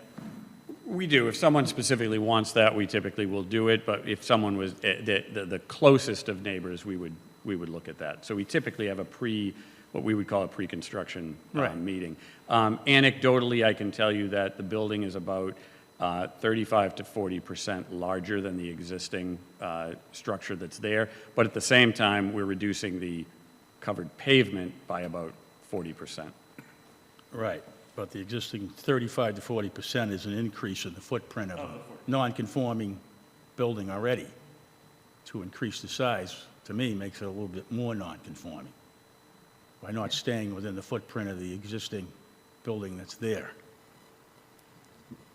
Okay, you already talked about the solar blocking in. Have to check into that too, right? As far as, because your height of that building and the neighbors is the same? The height is going to be within the town bylaw of 35 feet. It's under that height. I'm just talking about the adjacent buildings that might have solar on them already, or might want to have future solar, just to ensure that we don't block that ability during the project. And we heard from the town meeting representative from the precinct where it all started, who would like to see maybe a little bit less density than what you currently have here on the plan. Those are my questions for now, Mr. Chairman. I may have a few more, but thank you very much. Thank you, Mr. Grandy. Mr. Mand. Thank you, Mr. Chairman. Excuse me, I'm at home because I have a cold, and obviously I can't infect anyone from this remote location. First of all, I want to say I don't have many specific questions because it's been such a good conversation between the residents and the developer, Mr. Vio. I will say that I was impressed with the changes to the existing footprint and the existing layout, to the addition of additional green space. Essentially, there was no green space, just as they explained, a ridiculous amount of impervious surface tar that all drains into the street. So to see some of those improvements in the plans was very heartening, and I thought they did a very good job of addressing some of the deficiencies of the existing structure and its uses. But then listening to the residents, most of whom seem to live in very close proximity, either across the street, next door, back by the parking lot. These were people with very specific concerns, and I think we have to take those seriously. One of the things in preparing for this meeting that I did was to try to get an understanding of, in this case, what detrimental meant. That this, is this project going to be more detrimental than the existing facility, and trying to understand what detrimental meant. And it really is specific to quality of life in a lot of ways. A lot of the definitions I read, a lot of the usage I saw, they were quality of life issues. They were noise, they were traffic, they were, as people mentioned, privacy and safety issues, or at least concerns with those issues. Then there were some very specific ones about the drainage, and I think anyone who lives in the Plymouth downtown area in general, and I am one of those people, understands that beneath our feet are just it seems like an endless amount of underground streams. Maybe at one point they were above ground, but as development happened in this community, they were covered over, they were paved over, and they only announce their presence when development occurs, additional development, and that's happened on Water Street, it's happened in other areas where we've discovered that there's a lot more water beneath the surface than we understood when we purchased our homes or built our developments. And in this neighborhood, I heard testimony that there were many, many instances of flooded basements, of sump pumps operating constantly and things like that. So I felt that some of those concerns specifically did contribute to this potentially being more detrimental to the existing use or in this neighborhood. Then, of course, there's just the issue of how you perceive your neighborhood, and the R20 district, the essentially single family homes on 20,000 square foot lots in general, a lot of little driveways that head back off Sandwich Street as they work up towards Warren, creating, for someone like myself who lives in the downtown area and has lived in town for decades, obvious traffic problems that exist now, and no one would want those made acerbated by additional unnecessary development, and therefore, is this a detrimental use or not? So again, I would praise both the residents and the developer for doing everything they can. I understand Mr. Vio needs to have a profitable development, so he needs a certain amount of density, but I'm not sure that's the consideration we would make. I was also surprised that we were so willing to give up what I'm hearing all the time is the most important type of acreage zoning in our community, and that is commercial. I'm always hearing we can't give up commercial, we need more commercial, we may need to rezone for more commercial, and here we're willing to immediately transfer this into residential. So there's a lot of conflicting information here, and I would praise, again, everyone involved in this discussion. It's been very vibrant. It's great to see the community turn out. So I'm not sure I have any more specific questions, except for that interpretation of what is more detrimental to the community. And at this point, I am persuaded, maybe to a slight degree, that the neighborhood has real concerns and for the quality of life and changes that are going to happen to them. And those concerns probably could only be addressed with a reduction in density that would not prove financially feasible for Mr. Vio. It's one of those things sometimes you just can't get out of these conflicts. So I would just put that on record that my inclination is to recommend that this is demonstrably more detrimental to this community as evidenced by their testimony. Whether they changed their minds or not, whether they once were persuaded and now together at this meeting have made a different decision, what I'm hearing that it is very specific and very persuasive that they feel and make a case for this is more detrimental. Thank you. Thank you, Mr. Mann. Mr. Donaldson. Okay, so I have a few questions for Mr. Veo. So some things were answered as I was making my list as we were going through this. Actually, one maybe, some of them are more suggestions, there are questions. So I was looking at, as far as parking, the upper and lower levels. My concern from the handicap part of the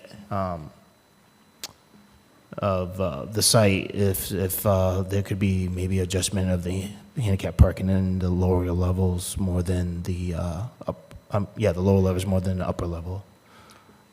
So the handicap site is on the lower level. I see from, or maybe if I'm reading it wrong, but it looked like there was just one. Let me get to it. It's right in the corner near the main entrance, at the corner of the inside So, corner yeah, of the building. those two, and then is there 1, 2, 3 in the upper? No, there's That- no so- handicap. Those are just striped, just sort of walkway patterns Okay. for people up top, or turnaround or snow storage. All right, so no spots. handicap parking in the upper level. No, everything's on the main level, as closest to the door as possible. All right, thank you. Do you have an idea where you'll be sitting at market rate for the units that are not affordable? Say that The one. market rate What the rent will be? rent would be, yes. If I were to do a sort of analysis of the average one-bedroom rate in Plymouth right now, in what we would term a higher-end apartment, it's in that $2,600 to $2,800 roughly, and a two-bedroom would be in that 28 to 32 roughly. Okay. And that does vary, year to year. It also varies location of the apartment within the complex. So it does morph a All little right, bit. so those numbers you just gave me, according to MLS, those are $200 to $300 lower than the average for Plymouth. Yeah, we typically do not, as a rule, go to the max. I mean, if you look at even developments that we consider far lesser than ours, we don't go to the max rent. We look for the right tenant, and we want them to stay long-term.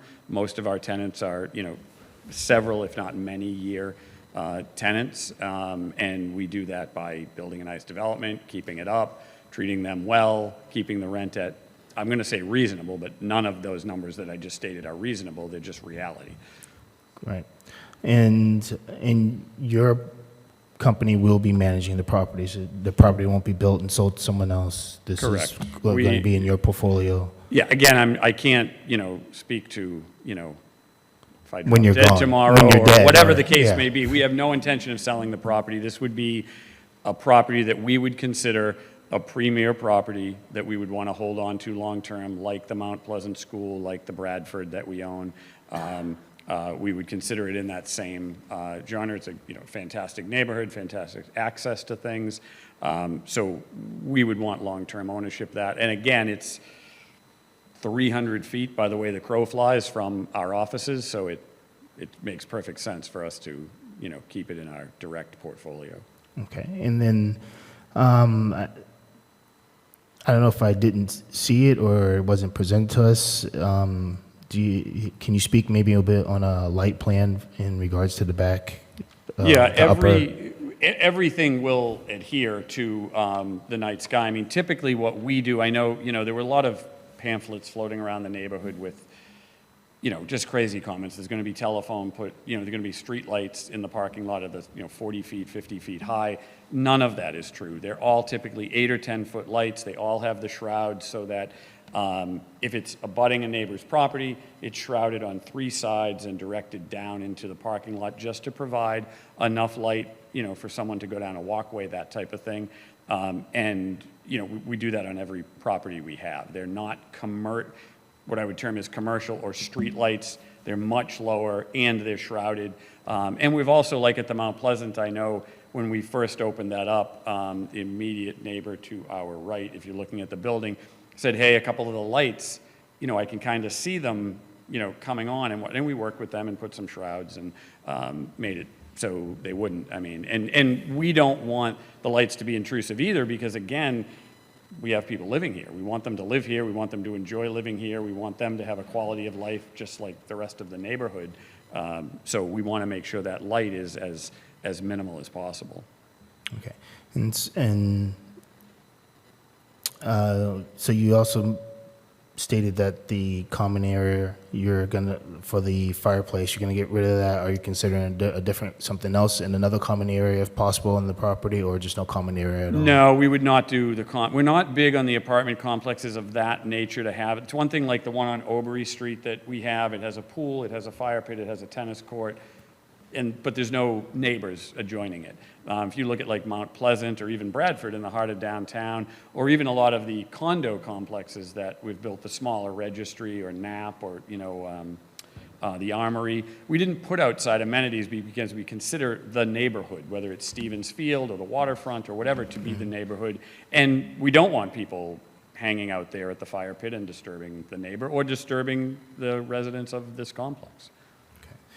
So there was a mention of, well, it's actually on the plan in regards to pedestrian walkway. That is something that you're doing on your own, or was that advised from somebody? from DPW or, The pedestrian walkway, meaning from the upper lot down? no, from, it's on the main street, on Sandwich Street. So, yeah, I guess I'm not sure which one they're referring, do you know what they're referring to, Mark? So, Yeah, the one from Sandwich that runs up along the building. so Carl, there's an existing sidewalk on both sides of the street. Correct. Okay, from that existing sidewalk, we're gonna build a 5-foot sidewalk up along the driveway, wrapping around to the back, to where those handicap spots are. Then we're gonna bring a 5-foot sidewalk across the face of the building, and the back face of the building. As for the people who park on the upper parking lot, they're gonna go down the set of stairs, and they're gonna get on this 4-foot striped pathway that will lead to the sidewalks in front of the building itself. So that's the extent of the pedestrian pathways. Does that make any sense? Yes. Would you be willing to possibly a flasher or look at some other device for warning or something like that for crossing for that pedestrian crosswalk? Crossing Sandwich? Crossing Sandwich, yes. Crossing Sandwich? Yeah, there's an existing crosswalk already, Right. right in front of the building. Yeah. Okay, so what I'm asking, what I'm asking for is, would you all be willing to have like another device for a light, flasher, or? So to have some sort of crosswalk The- signal signal, or whatever. yes. We could certainly look at that. It will be a struggle because it's a state road.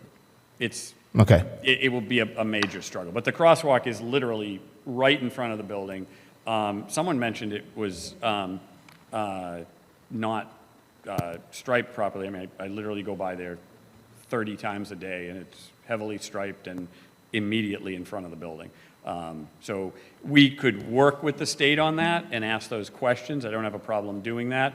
I think it will be a bit of a struggle to get it approved at all, but getting it approved in any reasonable time could be difficult. Oh, that is town. So we may be able to, so if the town controls that portion, then we And may you'd be be able to get willing it done to sooner. do Yeah, so we that. can have that conversation with DPW. thank you very much. Yeah. I think common space. You answered my question about the AMI. And are you requesting any CPC money for this project? See, CPC? oh, see, no, we're not requesting any money, no. If, just to be clear, if this project didn't move forward and we were to move forward with an affordable project, which is a likely alternative, and we're to propose a lesser amount of units but all affordable, it is, likely we would look to the CPC, or That was gonna Affordable be- Housing Trust to Yeah, incorporate. that was going to be my next it, question. yeah. Sorry. So at this time, I have any other questions, Mr. Chair. Thank you. Thank you, Mr. Donaldson. Mr. Bennett? Thank you, Mr. Chairman. So most of my questions have been addressed by my fellow board members already.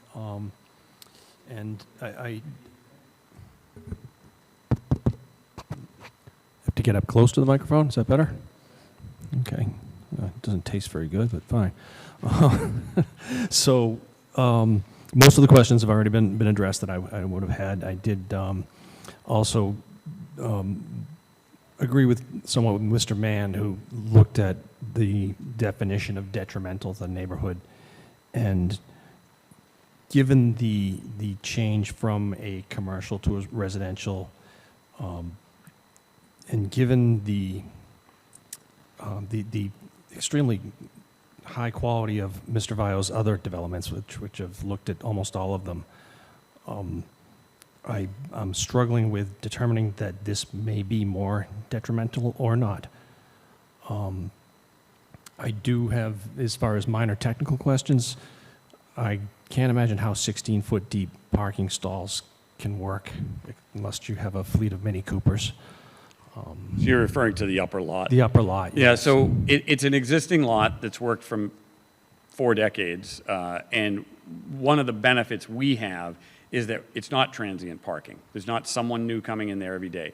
All of our lots are assigned parking. They're numbered, you're given an assignment of that parking. So we have the ability to say, okay, this person drives an F-350, they're not parking in the upper lot. This person drives a whatever, a Honda Civic, they're going to park in the upper lot. So we can make those determinations very easily, and we will do that. Part of the upper lot has plenty of room for, you know, what I would term as an average car.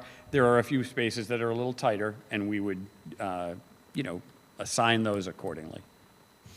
Okay, and Mr. Flaherty, did you look at the potential for widening that at all? Is it said that, I assume there's a retaining wall, as I know the slope, I've been there many years ago. But So, Tim, that upper parking lot was laid out by a plan that was approved by the town in 1986. So that parking lot's been in existence for, you know, we're talking almost 40 years. And so there's not going to be any changes to the striping pattern as was shown on the 1986 plan. So we feel like that plan is, we're calling it kind of a grandfather spaces right now. So we're not changing anything up that way other than utilizing the 1986 parking lot configuration. okay, I think that in any further changes to it, I think would be less palatable to the neighbors. I'm thinking more so of your tenants. That, but I think that's, well, you've answered my question that way. And the other question I had, I just wanted to bring it up. You've really addressed it with. I think it is very important to look at the shading and the height for the adjacent property of. I think it was Ms. Towers. Take a look at how you could reduce that roof height there. We will, and we will look at, you know, the roof height, but keep in mind that building is no closer than the existing building that's there now. The height is a little bit more, but we'll look at trying to pull those roof lines down. But my gut feeling is, you know, if I look at the trajectory of the sun coming over there, I don't think based on the pattern of the sun, which is not going to change, it's that the house would be, that the new structure would be in the way at all, but we will look at it. I appreciate you looking at it. I think that is important because you're close neighbors. So those are all really the questions I had. I see on the site plan that the proposed height and the existing height are the same, and I think it was either 34 or 35, which is in keeping. It seems, perhaps it's just because of the gambrel roof or because the building is further forward than the existing colonial So that's there. the height of the building is taller. The tallest building on the existing property now is the Dutch Colonial at 135. Okay. The medical, call it medical style building, is shorter. That height will increase along the front streetscape of the property to what the render, you know, shows.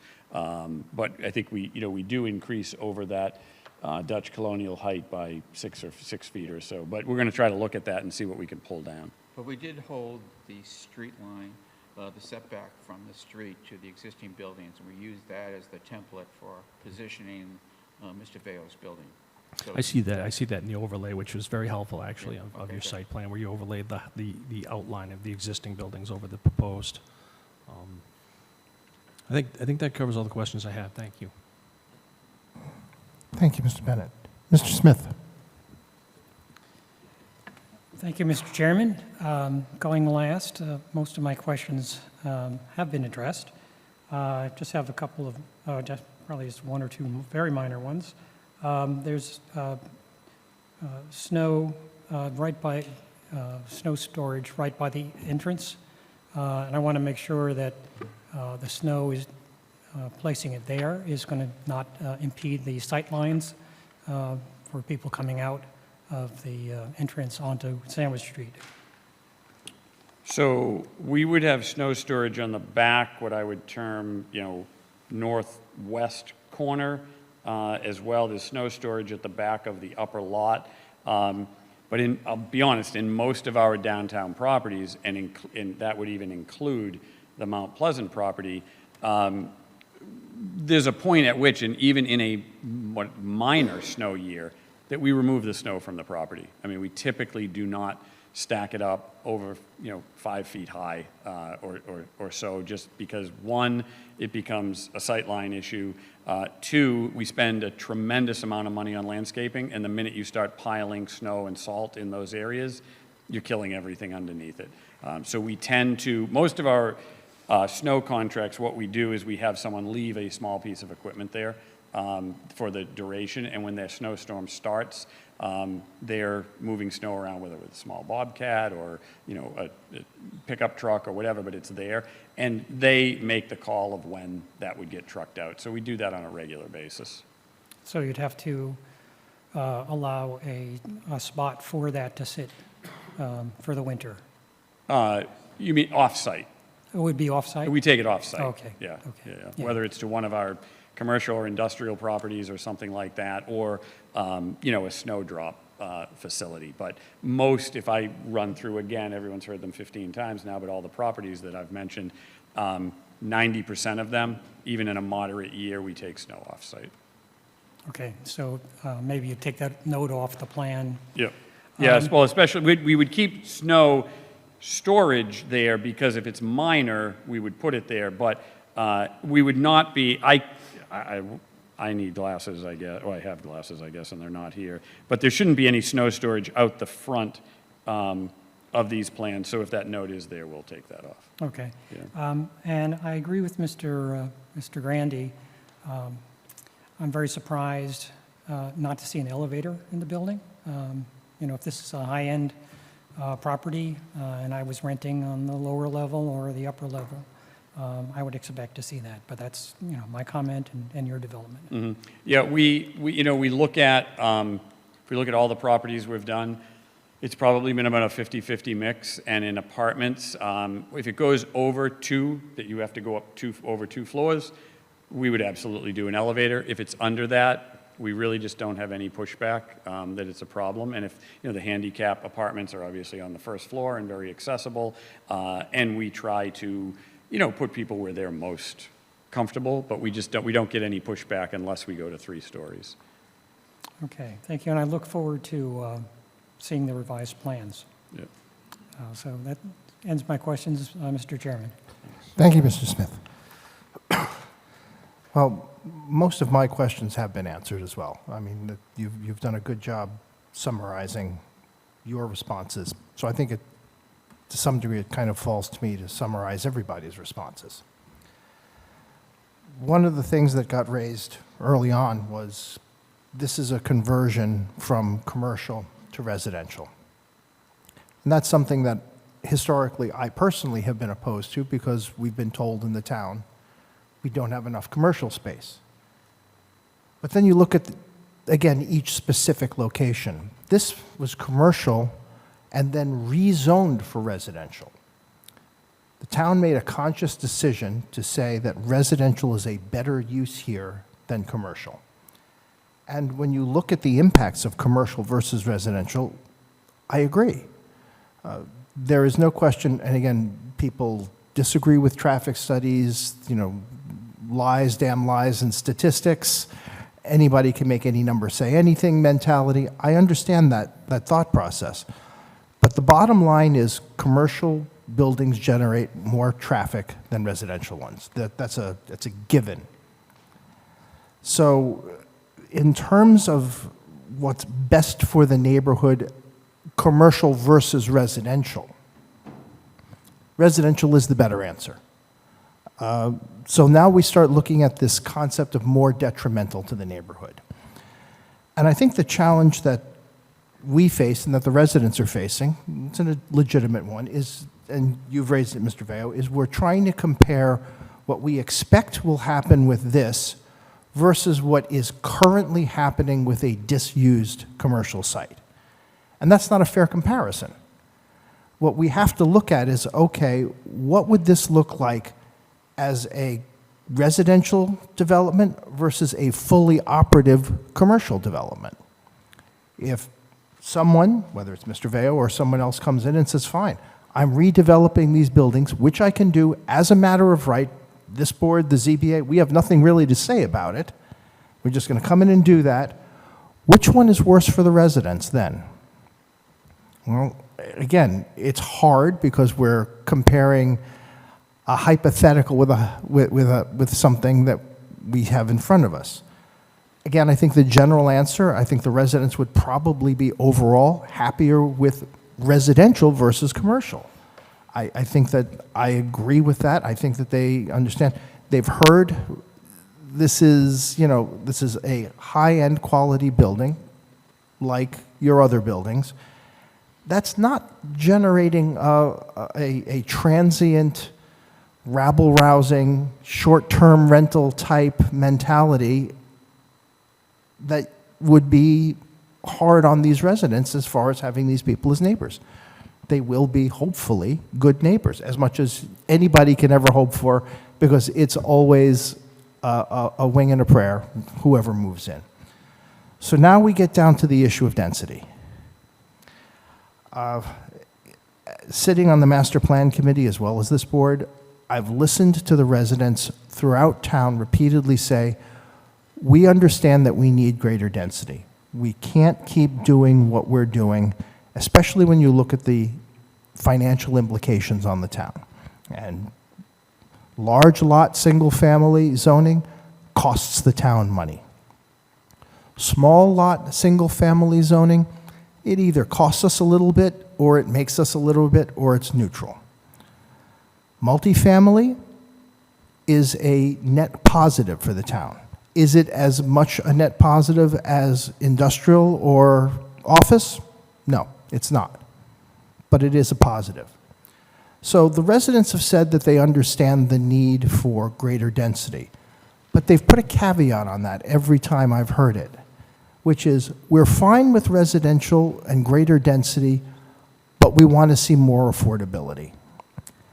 And in this particular project, the challenge that I have is that not only are we not seeing greater affordability, we're actually seeing less, because there's only one affordable unit that's being proposed to be physically built there, and use of credits from another structure, from other structures is being applied. Now, I understand again, and Mr. Veo has made this comment before, and I agree with him. There are certain structures in which throwing in a lot of affordable units does not work. It doesn't make sense. But at the same time, I also would like to see, with requests for greater density than we see elsewhere, and this, looking at my current calculations, is 23 units per acre. At 33, it was 25.7 units per acre. That's some of the highest we have in Plymouth. The only other place that I can think of 25 units per acre is the Rowan and the Pine Hills, and people don't like that either. So if we're looking for higher density, I think the town would like to see, as an offset to that, greater affordability. Whether or not it's in the building or placed somewhere else where it makes sense is something we can discuss. But I think that's really the challenge for me. Aside from the fact that, yes, this is pretty high density for this location, but obviously anything that you can do to make the physical parameters more compact and more palatable to the residents, again, I would love to see what a rendering looks like with those center sections pushed back, because I think you're right, that will make it look better. If the roof heights are lowered 5 or 6 feet, I think that does meet the streetscape. I think it does fit in with the design. Is it a large building? Sure. But you know what? If someone were looking at that and said, okay, gee, you know, what about the old mansions in downtown? Could that fit in with that? Yes, it actually could, depending on how it's laid out. So my challenge again is, I get that the goal is to make it fit in as well as possible, and there are parameters and restrictions on that. But for me to really promote, I don't want to say unprecedented density, but significantly higher density, like to see more affordability with it. Can I comment on? Please. that?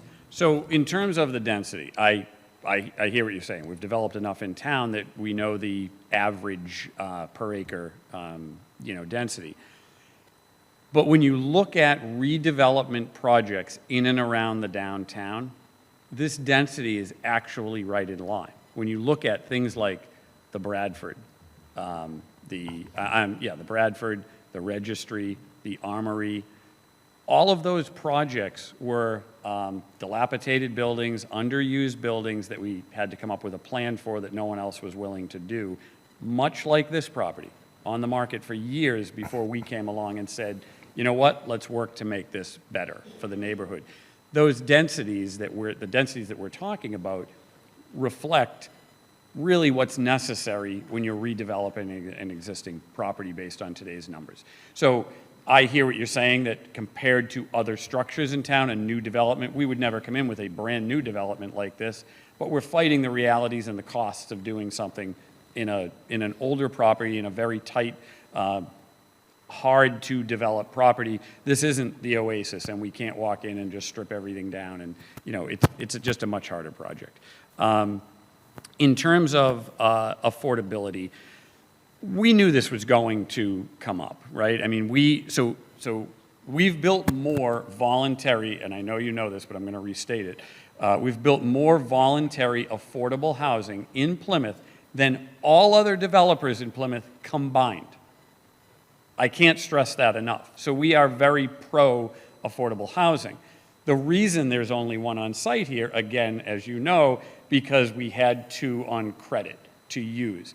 So every time we go to use them, someone's going to say, well, you're only putting 1 in, you're not putting 3 in, because I think it would be more palatable if we were putting 3 in, as opposed to 1.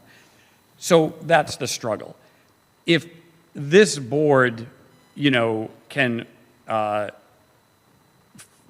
find it in their, infinite wisdom to say, we can support this project based on its merits, we would add another affordable to that. So we're actually doing 2 on site and using 2 credits. We will work on the height as discussed. We will work on the setback of the middle sections of the building.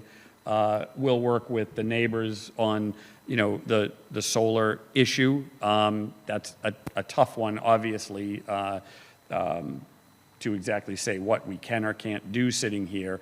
But we're going to act in good faith as we always have. And I think if you looked at any of the projects we did and you talked to any of the neighbors, especially the redevelopment projects, they're all exponentially happier when we leave than before we got there, because we do a great job of trying to fit into the neighborhood and making it something that's better.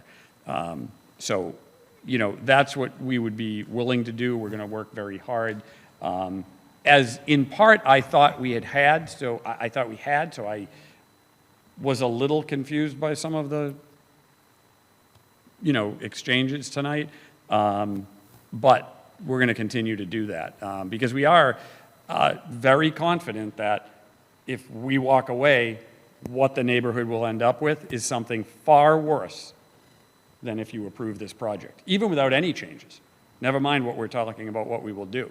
It will turn out to be something far, far more detrimental to the neighborhood.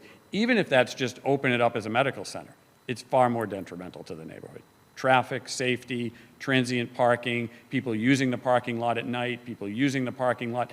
I can tell you what, during Thanksgiving and all these things, the parking lots aren't used anymore for transient parking.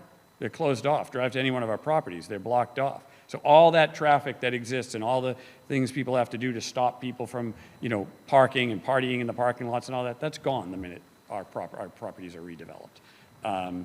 So I firmly believe it's an enhancement to the neighborhood. And again, I consider ourselves part of the neighborhood and part of the extending neighborhood being right up the street. I appreciate that, and I think, again, part of the challenge for us is just that we're sort of doing this as we speak. We're talking about changes, et cetera, and I think we would just as a board, have felt a little bit more comfortable if we just had a little more time and some more things to actually look at.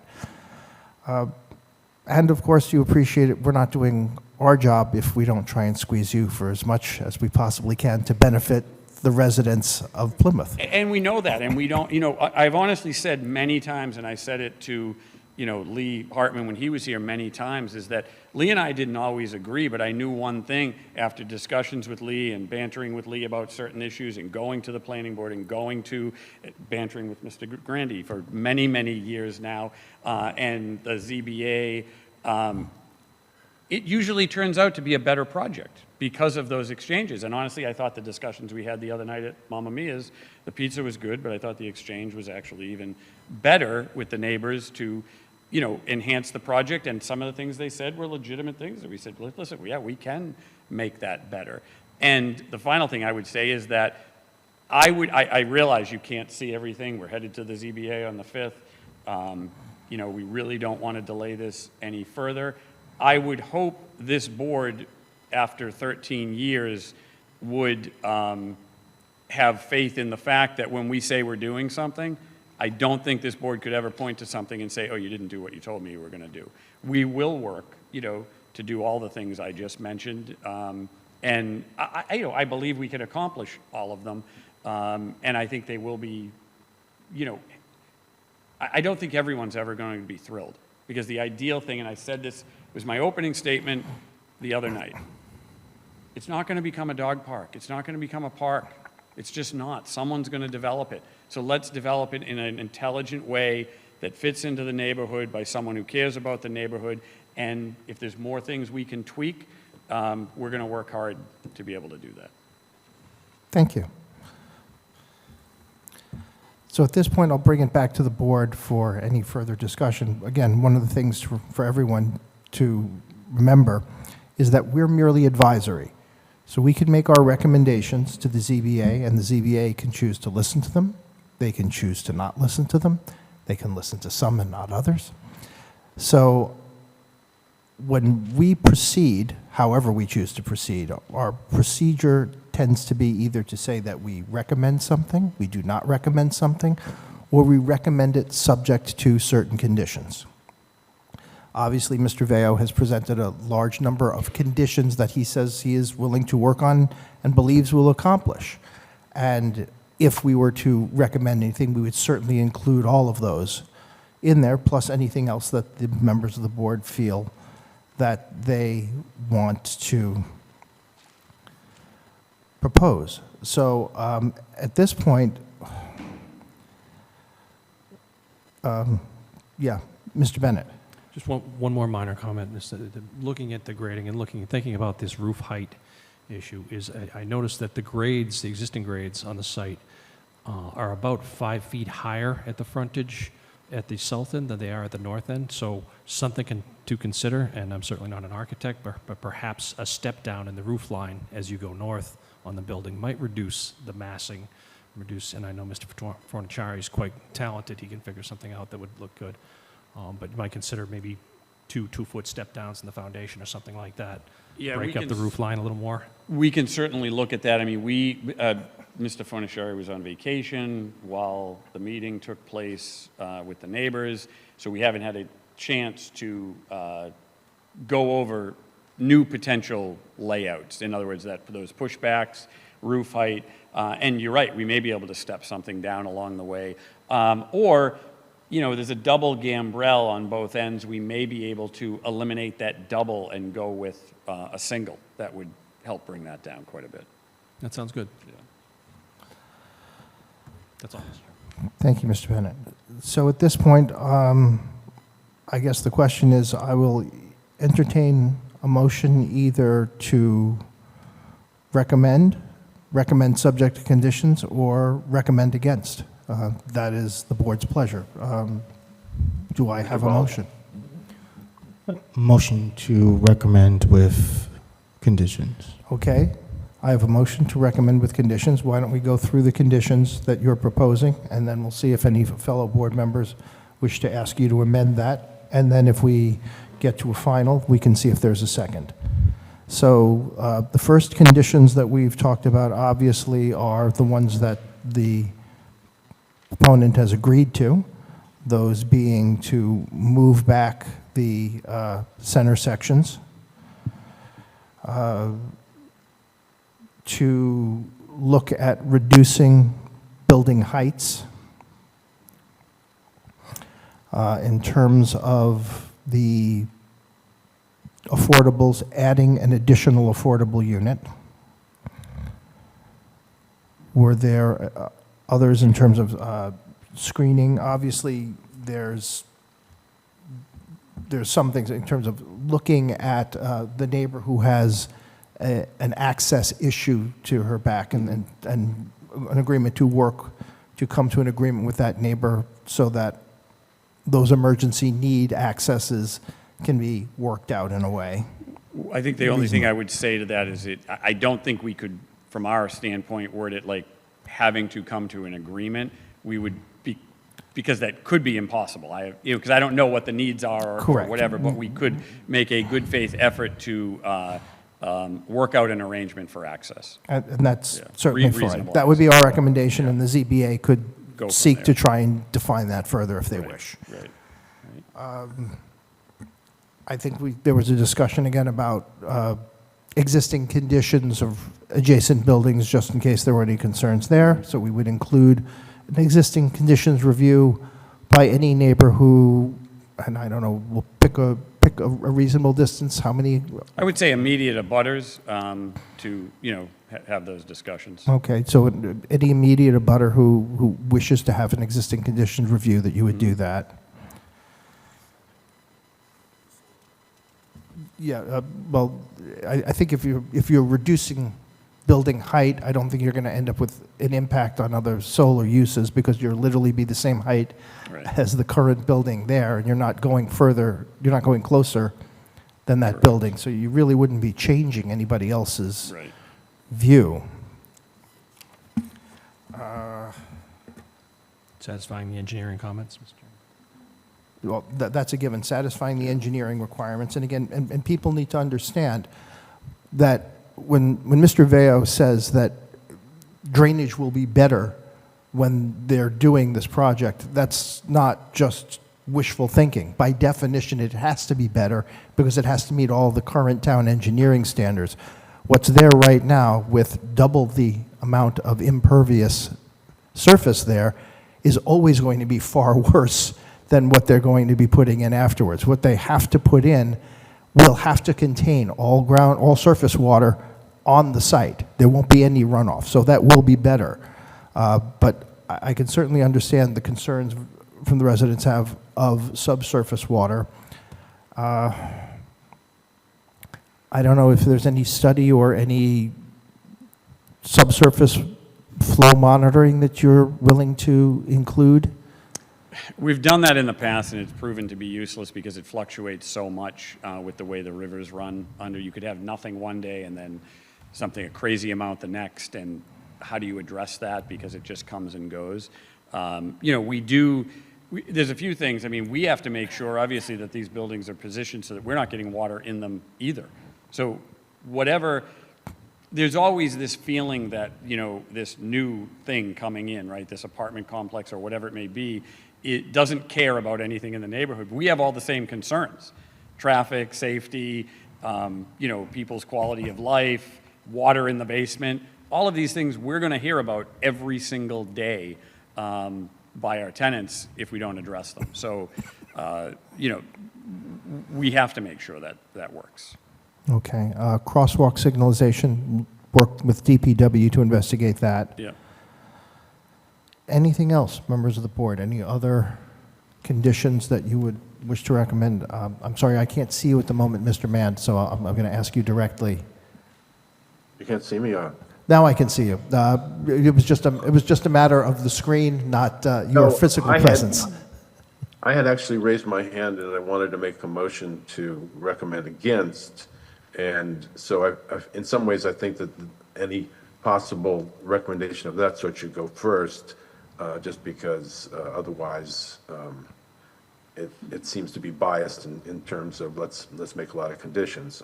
I agree with the conditions and the concerns that have been raised and would be made part of a recommendation for approval with these changes to the ZBA, but I did want to see if there was support for denial based on some of those same concerns. Okay, and I apologize again. Unfortunately, you were blocked from view from the screen. That's, that's just a technical aspect, so trust me, we were not ignoring you.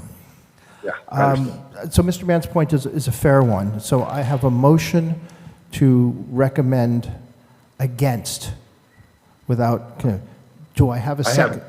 Can I read what I wrote something down for that motion? If it's a motion to recommend against, it really is kind of the motion. I don't know that that there's any specific conditions otherwise that you want to add to that. Well, what I said was motion to recommend special permit required for the development proposed for 139 Sandwich Street be denied as substantially more detrimental to the community based largely on the proposed density and scale of the development, the lack of sufficient affordable units, and the incompatibility of the development with the established community. That was the So wording. just point of order, Mr. Chairman, I mean, did Mr. Donaldson not make, notwithstanding Mr. Mann's desire to make a negative motion, didn't Mr. Donaldson begin to make a motion? I mean, can you just disregard that? Unfortunately, because I couldn't see Mr. Mann, I don't know whose motion came first. Well, So at this particular point, if Mr. Mann's motion has favor, then going through the exercise we're about to go through is moot. So let's see if this board is going to vote against. If its board is going to vote against, then there's no further discussion. If this board is not going to go against, then we will continue with where we were. So that's Mr. Mann's motion. Do I have a second? Second. I have a second. Discussion.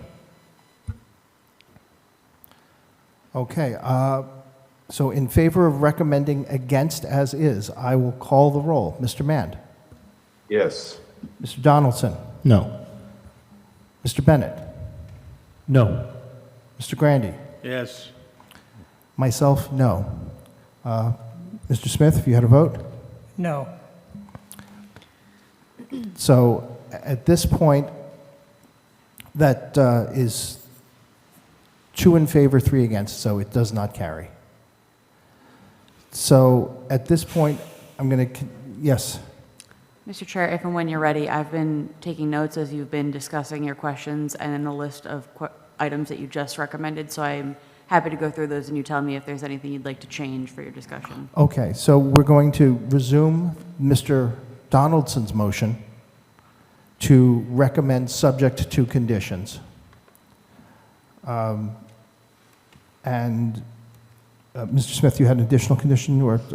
Yes, the improvements to the upper lot adjacent to Mount Pleasant Street, the landscaping and the fencing, and didn't see that in the prior. Also, I don't know whether this needs to be included, the affordable preference for veterans, and then also the potentially 60 to 70 or 70% for the affordable. Thank you, Mr. Smith. Good points, yes. Any further, and I'm going to go around there. Mr. Mann, any further changes No, you would thank you. propose? Okay. Mr. Grandy? Mr. Bennett? No. Mr. Smith? No. Mr. Donaldson? No. Okay, and I have no further ones as well, so why don't you read that out, and then we'll go forward and see, well, if we have a second and... Certainly. So to clarify my understanding and what your recommendation to the Zoning Board of Appeals would be, you're requiring or recommending additional information regarding the second revised presentation that was provided tonight so that we have the updated plans, details in writing on the affordable housing proposal, including veterans preference and a lower affordable requirement for the area median income. landscape details and plan, including those details that were described among the upper lot improvements for screening to the neighborhood and fencing. Clarity on the coverage of pre- and post-construction for both the building and the site improvements.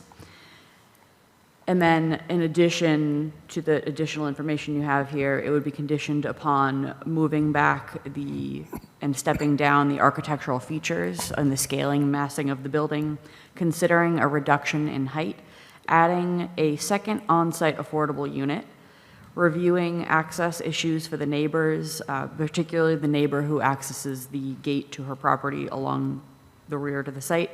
Existing conditions for reviewing and monitoring construction impacts for immediate abutters, and considering crosswalk signalization and pedestrian improvements pursuant to conversations with the Department of Public Works.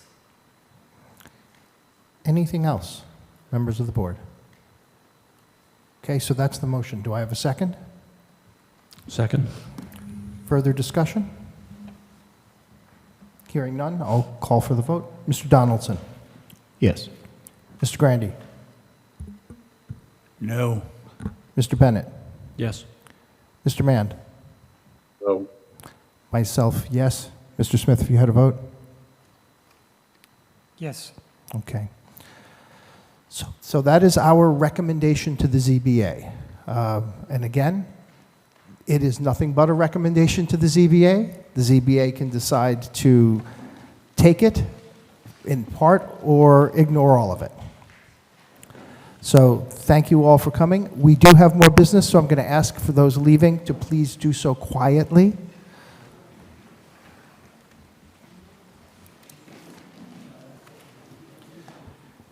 Next on our agenda this evening, we have ZBA 4196, 39 Gallows Pond Road, Briggs Halfway Pond Realty Trust, special permit required per section 203-9C to relocate, alter, and expand a pre-existing non-conforming dwelling on a lot with more than one principal residential building.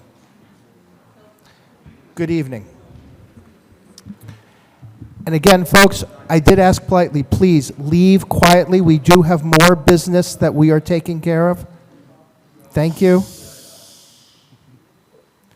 Good evening. If you'd like, I can pause for a moment. Why don't you let everyone, yeah.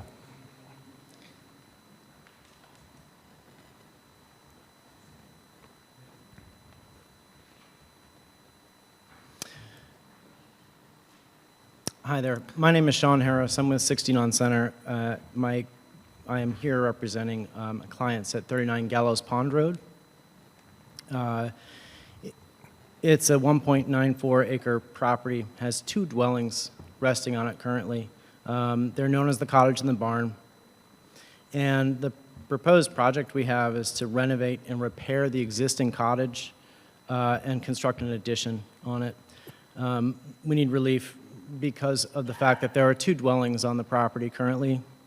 We're also, the existing cottage sits over the setback line. This is one of a group of properties owned by the same family for over 125 years. It's been passed down through generations. This parcel was divided off from one of the original homes at 43 Gallows Pond. It was the building that we're looking to renovate was constructed for the caretaker of the property, and the barn is a second piece of second dwelling on the property. The family obviously has grown, and so the barn was actually converted into a dwelling in 1951. A permit was actually issued by the town to make that alteration. It was actually uploaded to the portal. Just interesting pieces of information that the families have held on to for all these years. The cottage sits on mostly rotted out wooden piles currently. In fact, one corner of the building has sunk over 8 inches. It's a summer dwelling. It's a place where families come to gather every year. And really what we're trying to do is create a solid support underneath the building. And since we have to lift the building up to put the support underneath, we're trying to utilize that opportunity to actually rotate this structure about 15 degrees to improve mainly for two reasons. One is to improve the setback slightly, because it's very close to the property line. And the second is to just try to align it with the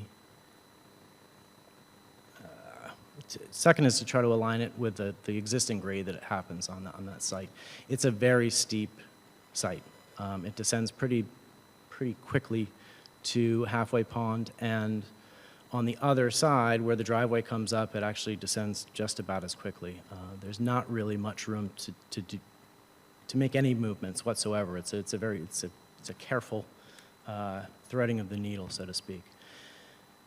That's why the helical piles are being proposed. We are looking to put the addition on the back. It's an existing two-bedroom dwelling with a separate toilet room and tub on the second floor. We're looking to add a bathroom and a bedroom to the first floor and renovate the interior of the building. So we're basically looking at altering the square footage, the footprint of the building from 1,142 square feet up to 1,526. Just a couple of quick notes. We did note that the DPW had requested, or just kind of confirmed, that we need to speak with the health department about the septic system. That septic system was actually upgraded in 2007. It serves for both the barn and the cottage, and it was sized appropriately in 2007 to accommodate an additional bedroom in both dwellings. I believe there might be a deed restriction actually written to that effect, saying this is it, this is what you can do with this. So it's a shared septic, shared well on the property. That's about all I have for you. I'm happy to hear any comments. Thank you. Staff? Thank you. First, I just want to note that the Conservation Commission staff have requested additional information pertaining to the location of the first break of slope of the inland bank. It's not depicted on the reference plan that's been provided, and this line would represent the edge of the wetland resource area. So for them to make that determination of whether or not this would require Conservation Commission review, they would need additional information. That said, staff is recommending that this board issue a recommendation to the Zoning Board of Appeals approval of this special permit. The expansion of the nonconforming home is minimal. It will not substantially be more detrimental than the existing use. Proposed renovations are appropriate to the site. There will be no hazard to pedestrians nor vehicles. Adequate appropriate facilities are in place, and as you've heard, there need to be improvements to the structural integrity of this building, and at that moment, they are taking the opportunity to reorient the site. They are reducing the nonconformity in some aspects of the setbacks, and then the newer addition to the structure are outside of what would be the setback encroachment. So really, no concerns from that aspect. Thank you. Thank you. Is there any member of the public who wishes to be heard regarding this? Nobody here in the room. Anyone on Zoom? Anyone on Zoom wishing to be heard, please identify yourself by raising your virtual hand. No one. Okay, I'll bring it back to the board for any questions. Let's get to Mr. Mann first so that I can see him. Can you see me? Can you hear me? I think you can. We can. This is a wonderful area of the town. A lot of you, I'm sure, have been down there, down Mast Road. It's also priority habitat, and it's mentioned somewhere in the plans. But I don't see any particular effort that's being made or mention that's being made with this project or ongoing on this and other family-owned plots in the area to address the potential effects on this habitat. I couldn't verify the particular habitat looking at the state mapper system, but I believe it's PH 512, which is habitat known to support the federally endangered red-bellied cooter and other state-listed species. The area is also very well known for being a place where you can spot bald eagles, and the pond itself supports rare plant species associated with the coastal pine barrens. So I'm concerned that, and I don't know if this is at all going to happen, but heavy equipment that might be needed to accomplish the work involved. And I think these are all gravel roads and other things in there, could easily lead to serious erosion and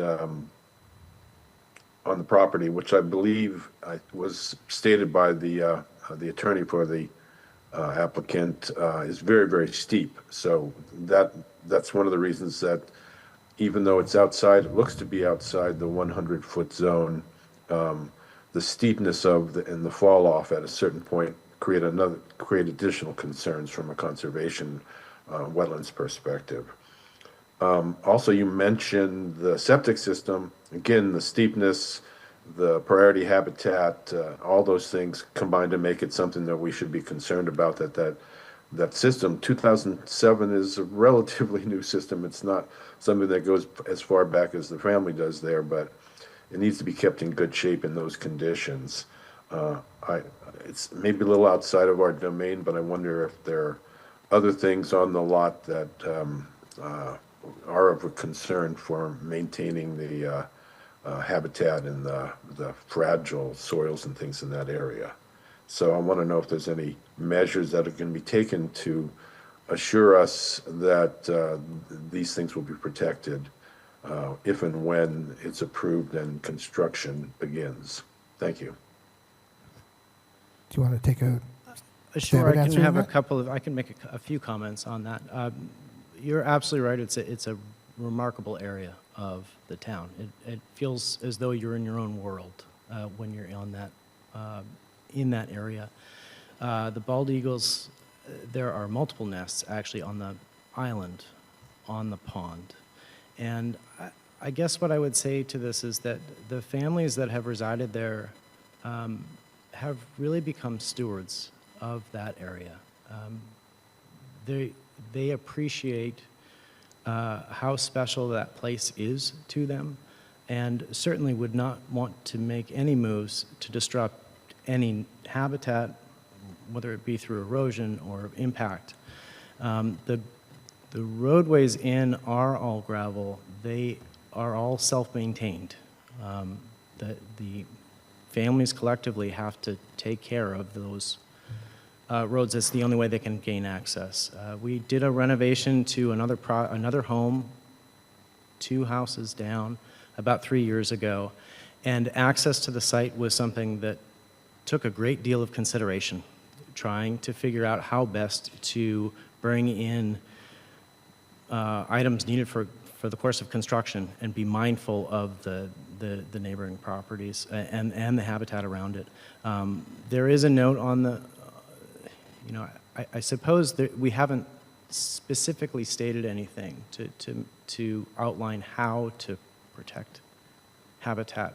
However, there is a limited disturbance that we are looking to accomplish, or that absolutely has to be met, should I say, with the raising of the structure. And I think if you look at why we approached it from that perspective as opposed to let's dig a foundation underneath the structure, really it was trying to mitigate and minimize limit of disturbance on the property. Thank you. Thank you, Mr. Mann. Mr. Donaldson.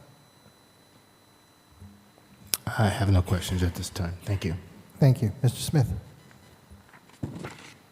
My only comment was that did you consider turning the house a little bit more, and you would get a further side yard, and also would be perhaps it's hard to tell. It looks like you're sort of sharing the view down towards the water. So we played with that angle a bit. I think what we were trying to balance is it's a very small area that's relatively flat, and if you actually look to the northeast, it actually starts to drop off pretty quickly. There's also trying to make sure that we're not moving any closer to the pond at all. So I think we were trying to balance those two things. So we wanted to go a bit. I mean, I think, as far as view and sight lines, it'd be great if we spun it another 15 degrees. I think the site kind of limits us from doing that. Okay, thank you. Thank you, Mr. Smith. Mr. Bennett? Thank you, Mr. Chairman. So have you provided the Conservation Commission, responded to their comments? We are aware that we need further documentation. I've contacted the engineer a number of times. It is going to be absolutely necessary for us to be able to move forward. So we certainly will. It need is. to I'm address going to that. kind of give you my professional opinion. I can see where the top of the slope is, the Yep. top of the break. You're going to be in the 100-foot buffer to the wetland. You're going to have to file a conservation, which actually gives me a measure of comfort because our Conservation Commission is very diligent. Right. And they will hold you to the letter of their regulations. So that sort of takes the conservation aspect of our review, which is not necessarily really our purview. We're here really to recommend regarding zoning. And I see that you're reducing the setback to the side lot lines. Correct. Which is preferable. Correct. You're making a pre-existing non-conforming less non-conforming, which is in keeping with the zoning bylaw. I will point out to you that in Massachusetts, if you show a dimension from a structure to a property line, it's required to be stamped by a registered land surveyor in Massachusetts. So I'm sure that your engineer and also the surveyor that did the existing conditions plan can help you with that. In that respect also, I wanted to address Mr. Mann's comments on natural heritage and endangered species. It is mapped for that area, so you will have to file also with them for a determination of whether you're going to make a take of that habitat. So all of that, again, is again under the purview of the Conservation Commission. So as far as I'm concerned from this board, I'm in favor of the project. Thank you. Thank you, Mr. Bennett. Mr. Grandy? All my questions have been answered by the previous members of the planning board's questions. Thank you, Mr. Chairman. Thank you. I'm the same. I think you've sufficiently explained everything, and I think, again, this board's primary concerns probably lay outside the purview of this board. So we'll have, those will have to be addressed by the appropriate bodies. Anything further from the board? Okay, at this time, I'll entertain a motion. Motion to recommend approval? Second. I have a motion and a second. Any further discussion? Hearing none, I will call for the vote. Mr. Donaldson? Yes. Mr. Grandy? Yes. Mr. Bennett? Yes. Mr. Mand? Yes. Mr. Smith? Yes. And myself, yes. Good luck before the ZBA and Concom. Thank you. Thank you. Do we have anything else any board member wishes to address? Anything else from staff? I'll entertain a motion. Motion to adjourn. Second. Mr. Mand? Yes. Mr. Bennett? Yes. Mr. Smith? Yes. Mr. Donaldson? Yes. Mr. Grandy? Happy holidays and Merry Christmas, everybody. Yes. And myself, yes. Happy holidays, everyone. This board meets again next on January 14th, I believe. That's correct. So we will see everyone in the new year. We are adjourned.